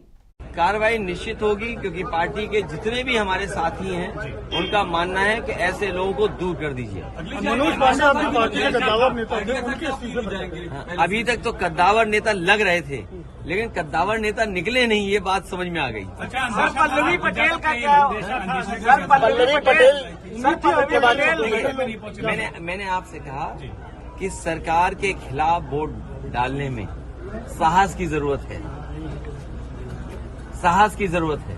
पल्लवी पटेल अब वो नहीं दिया होगा वोट, अभी तक नहीं आई है तो वो जाने, क्योंकि उनकी वे क्या बोला था अभी आप, अंतरात्मा से। तो मैं किसी की अंतरात्मा के बारे में नहीं जानता हूँ, आपके रात्रि भोज में ये जो 8 मेरी अंतरात्मा के बारे में किसी के नहीं मैं जानता हूँ। आपके रात्रि भोज में जो 8 लोग नहीं आए तो आपका अनुमान था कि कोई बात नहीं, जब जो भोज में नहीं आए, चर्चाएं आपके माध्यम से भी थी, चर्चाएं और तरह से भी थी। अब उन बातों को आप बेहतर समझते होंगे कि कोई क्यों चला गया, किसी को सिक्योरिटी की जरूरत रही होगी, किसी को धमकाया गया होगा कि आपके मुकदमे पुराने हैं, आपका इतना रिकॉर्ड अच्छा नहीं है, आपको ये लाभ दे दिया जाएगा। सुनने में तो बहुत कुछ चीजें आ रही हैं, सुनने में तो पैकेज के बारे में भी आ रही हैं, वो बात समझ में नहीं आ रही कि वो पैकेज छोटा था कि पैकेज बड़ा था। अमलेंदु जी, तो अखिलेश यादव का यह बड़ा बयान आया है कि तमाम जो भी लोग, जिन लोगों ने भी क्रॉस वोटिंग की है उन पर कार्रवाई होगी, और कार्रवाई क्यों ना हो, जो हमारे साथी हैं वो ये कह रहे हैं कि ऐसे लोगों को दूर कर दीजिए। और इसके साथ ही पैकेज की आप बात कर रहे थे, पैकेज की भी चर्चा जो है अखिलेश यादव की तरफ से उनका जिक्र किया गया है और लगातार हम ये बात कर रहे हैं। अखिलेश यादव ने क्या कुछ कहा था इससे पहले और क्या कुछ उनका पहला जो बयान है पहले सुनाया था, वो बयान भी एक बार फिर से सुनाना चाहेंगे। क्या कुछ कहा था सपा प्रमुख अखिलेश यादव ने? जो बयान है वो हम आपको सुनाएंगे, लेकिन अखिलेश यादव ने जो ये बातें कही अमलेंदु जी, क्या कुछ आप इस पर कहेंगे? देखिए, अखिलेश यादव बड़ी मैच्योर बातें कर रहे हैं, एक तरीके से कहा जाए कि ठीक है जो होता है वो है और जो उस पर कार्रवाई की जाएगी, और ये परीक्षा की घड़ी थी इसको भी कह रहे हैं, पैकेज की बात कर रहे हैं। तो बार बार जो अखिलेश यादव जो पैकेज की बात कर रहे हैं आंचल जी, इसमें उस पैकेज में बड़ा दम है, वो पैकेज की जो बात कर रहे हैं। चूँकि जो 8वें उम्मीदवार भारतीय जनता पार्टी के हैं वो बड़े पैकेज वाले ही बताए जाते हैं, बड़े पूंजीपति हैं, वो ये बताया जाता है कि बहुत बड़े पूंजीपति हैं। अब हालांकि वो समाजवादी पार्टी से पहले रह चुके हैं सांसद, जैसे मैंने पहले भी जिक्र किया था, ये पहले वो समाजवादी पार्टी से ही राज्यसभा के स्तर से पहली बार चुन करके गए थे और बाद में फिर उन्होंने इस्तीफा दे करके फिर भारतीय जनता पार्टी ज्वाइन कर ली थी और फिर भारतीय जनता पार्टी ने उनको उपचुनाव में भेजा था राज्यसभा। अब वो फिर से भारतीय जनता पार्टी के 8वें एक तरीके से उम्मीदवार बताए जा रहे हैं। तो उनके विषय में जो चर्चाएं चलती हैं वो चर्चाएं यही चलती हैं कि वो पैकेज के दम पे ही जो है वो शायद जीतेंगे। भारतीय जनता पार्टी ने अपने तो इंतजाम किए होंगे, लेकिन वो पैकेज का इंतजाम भी उसमें कहीं ना कोई निश्चित तौर पर रही होगी। और जाहिर सी बात है कि कोई ना कोई तो देखिए खेल होता है, या तो सरकार का दबाव हो, सरकार का दबाव नहीं है तो फिर पैकेज का मामला हो, पैकेज का भी मामला नहीं है तो ये आदमी को लगता हो जो जा रहा है पाला बदल कर कि उसको उससे जा करके उससे कोई बड़ा लाभ मिलने वाला हो सरकार में जा करके। तो अगर कोई इन तीनों चीज़ों में से कोई नहीं तो फिर पाला कोई क्यों बदलेगा? तो यहाँ मुझे लगता है कि जो चीज़ें होंगी वो बहुत सी चीज़ें होंगी, सरकार के दबाव भी होंगे निश्चित तौर पे, और पैकेज की भी जो बात की जा रही है वो भी हो सकता है हो, हम लोग नहीं कि इसके बारे में कह सकते कि क्या था क्या नहीं था, लेकिन जो क्रॉस वोटिंग हुई है जिस तरीके से उसमें कुछ ना कुछ चीज़ें तो निश्चित तौर पर रही होंगी। सरकार के दबाव ने भी काम किया होगा, पैकेज ने भी काम दबाव किया होगा, ये सारे कयास हैं, मतलब जो कयास लगाया सकते हैं कि किस वजह से लोगों ने किया होगा। या ये भी हो सकता है कि जिस तरीके से सवर्ण जो कहा जाए एक तरीके से, वो विधायक जो हैं वो समाजवादी पार्टी गए और एक शायद जो है वो अति पिछड़े जो हैं वो गए हैं, तो इसके पीछे और दूसरा कुछ जातीय गणित भी कुछ हो सकता है, शायद ऐसा भी कुछ हो सकता है कि चीज़ें नहीं हो, जातीय गणित भी कुछ रहा हो। जैसा मैंने पहले कहा कि वो जो मनोज पांडे जो मुख्य सचेतक थे समाजवादी पार्टी की विधानसभा में, वो पहले भारतीय जनता पार्टी में पहले भी एक बार जा चुके हैं समाजवादी छोड़ के, तो कहीं ना कहीं उनके मन में भी भारतीय जनता पार्टी कहीं रही होगी। अब आज जिस तरीके से एक विधायक ने जो जय श्री राम रख के और रामलीला का जो है वो अपना लगाया है डीपी उस पर ट्विटर पे, तो उस ये भी समझा जा सकता है कि वो लिख रहे हैं कि हम तो साहब उन्हीं के परिवार से हैं, तो हो सकता है उनके मन में श्री राम के प्रति आस्था जग गई हो। तो श्री राम के प्रति आस्था किस तरीके से भारतीय जनता पार्टी के प्रति आस्था हो सकती है, ये भी है। मतलब भारतीय जनता पार्टी में अगर आपको जाना तो जाइए भाई, श्री राम को बीच में क्यों लेकर के आ रहे हैं? तो श्री राम को जो है आप इसमें राजनीति के बदनाम कर रहे हैं, आपको भारतीय जनता पार्टी में जाना है, जाइए भारतीय जनता पार्टी में, किसने रोका है? चले ही गए हैं आप, तो लेकिन मर्यादा पुरुषोत्तम राम को आप क्यों बदनाम कर रहे हैं? तो ये बहुत सी चीज़ें, क्या ये सब राजनीतिक विषय हैं और इस पर राजनीतिज्ञों को चर्चा करनी चाहिए। हम तो जो विश्लेषण कर रहे हैं वो विश्लेषण यही कर रहे हैं कि किस तरीके से भारतीय जनता पार्टी जो है वो इस राज्यसभा चुनाव में जो बड़ा खेल उसने किया, उस खेल में खुद जो है वो बेनकाब हुई और बुरी तरीके से भारतीय जनता पार्टी इसमें बेनकाब हुई, और विपक्ष भी जो है उसको इसको लगातार बेनकाब करेगा कि भारतीय जनता पार्टी ने किस तरीके के हथकंडे जो थे वो राज्यसभा के चुनाव में अपनाए, और लोकसभा चुनाव में जब यही विपक्ष जाएगा, इंडिया गठबंधन एकजुट होकर के जाएगा, तो यही बात रखेगा कि इंडिया गठबंधन को इतनी मजबूती दे दो कि भारतीय जनता पार्टी को कहीं से भी कोई तोड़फोड़ करने की ज़रूरत महसूस नहीं हो। राहुल गांधी ने यही बात जो थी वो जाकर के किस चुनाव में कही थी, मुझे ध्यान नहीं पड़ रहा है कि इतनी सीटें मतलब दे दो, 150 सीटें, तेलंगाना नहीं कर्नाटक में कहा था कि 150 सीटें दे दो ताकि भारतीय जनता पार्टी कुछ कर ही नहीं पाए, तो कर्नाटक में ये उन्होंने कहा था राहुल गांधी। तो यही बात जो जाकर के इंडिया गठबंधन अब लोकसभा चुनाव जाकर कहेगा कि इतनी सीटें दे दो कि भारतीय जनता पार्टी कहीं किसी स्थिति में रह ही नहीं पाए। तो भारतीय जनता पार्टी जो छोटे लाभ के लिए इस समय कर रही है, उस छोटे लाभ के चक्कर में भारतीय जनता पार्टी को बड़े नुकसान लोकसभा के चुनाव में होने जा रहे हैं, जिस तरीके से भारतीय जनता पार्टी बेनकाब हो रही है। आंचल जी जी अमलेंदु जी, और इससे पहले अखिलेश यादव का जो बड़ा बयान सामने आया था, क्या कुछ उन्होंने कहा था, वो बयान एक बार फिर से आपको सुनाएंगे, सुनिए। उम्मीद है समाजवादी पार्टी के तीनों जीतेंगे, लेकिन खबरें जो आ रही हैं आप भी जानते हो, जो दूसरों के लिए कांटा बोते हैं एक दिन उनके लिए भी कांटे मिलते हैं, जो दूसरों के लिए गड्ढे खोदते हैं एक दिन वो खुद भी उस गड्ढे में गिरते हैं। चंडीगढ़ में भी आपने देखा था कि किस तरीके से अधिकारियों से मिलकर के, और बैलेट अगर न होता, सीसीटीवी कैमरे न होते तो शायद परिणाम कुछ और दिखाई देता।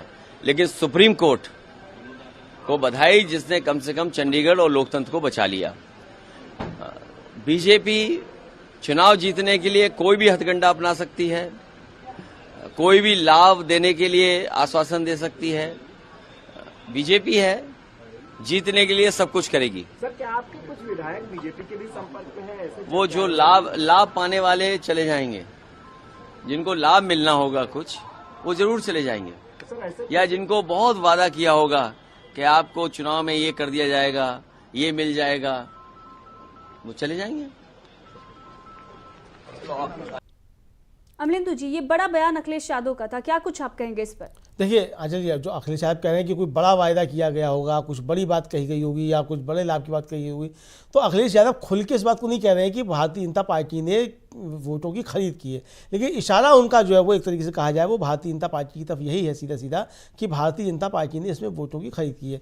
दूसरा, उन्होंने ये भी बता दिया कि जो बिकने वाली स्थिति जिन लोगों की हो सकती है, वो बिकने वाली स्थिति जो है वो जिनको बिकना था वो बिक गए होंगे। ये भी इशारा जो है एक तरीके से कहा जाए कि वो अखिलेश यादव कर रहे हैं, मतलब स्पष्ट नहीं कर रहे हैं अखिलेश यादव, इन शब्दों का प्रयोग नहीं कर रहे हैं, लेकिन जो उनकी भावना है वो भावना आप समझ सकती हैं कि वो किस भावना के तहत अखिलेश यादव बात कर रहे हैं और कहना आखिर वो क्या चाहते हैं। तो अखिलेश यादव का जो ये छोटा सा बयान है, ये बहुत कुछ तस्वीर जो है उत्तर प्रदेश की, खासतौर से भारतीय जनता पार्टी की जो उत्तर प्रदेश में रणनीति इस समय जो अपना रही है राज्यसभा के चुनाव में, उसकी तरफ ये उनका छोटा सा बयान जो है काफ़ी कुछ इशारा कर रहा है। और अखिलेश यादव इशारों में जो है वो भारतीय भारतीय जनता पार्टी के ऊपर तगड़े प्रहार एक तरीके से कर रहे हैं। वो ये बता रहे हैं कि हालांकि उन्होंने पहले भी कहा था कि सरकार से लड़ना जो है वो आसान नहीं होता है। जाहिर सी बात है कि सरकार से लड़ना आसान नहीं होता है और मजबूत लोग जो वो टिके रह सकते हैं सिर्फ, तो लड़ते हुए आप टिके रह सकते हैं, यही बहुत बड़ी चीज़ है। सरकार अगर जीतना चाहेगी तो सरकार जीत ही लेगी। तो सरकार तो जीतने पर अगर आमादा है तो सरकार अपने हर हथकंडे अपना सकती है। सरकार के पास बहुत शक्तियाँ होती हैं। जाहिर सी बात है कि लोकतंत्र में सरकार जो शासक है एक तरीके से कहा जाए, वो चुनी भरी जनता के द्वारा जाती हो, लेकिन सरकार सामूहिक रूप पे तो एक शासक ही है ना, तो वो है, उसको कर सकती है। तो अखिलेश यादव जो यहाँ बातें आज कर रहे हैं आंचल जी, वो इन बातों के जरिए भारतीय जनता पार्टी को बेनकाब करने की भी लगातार कोशिश जो कर रहे हैं।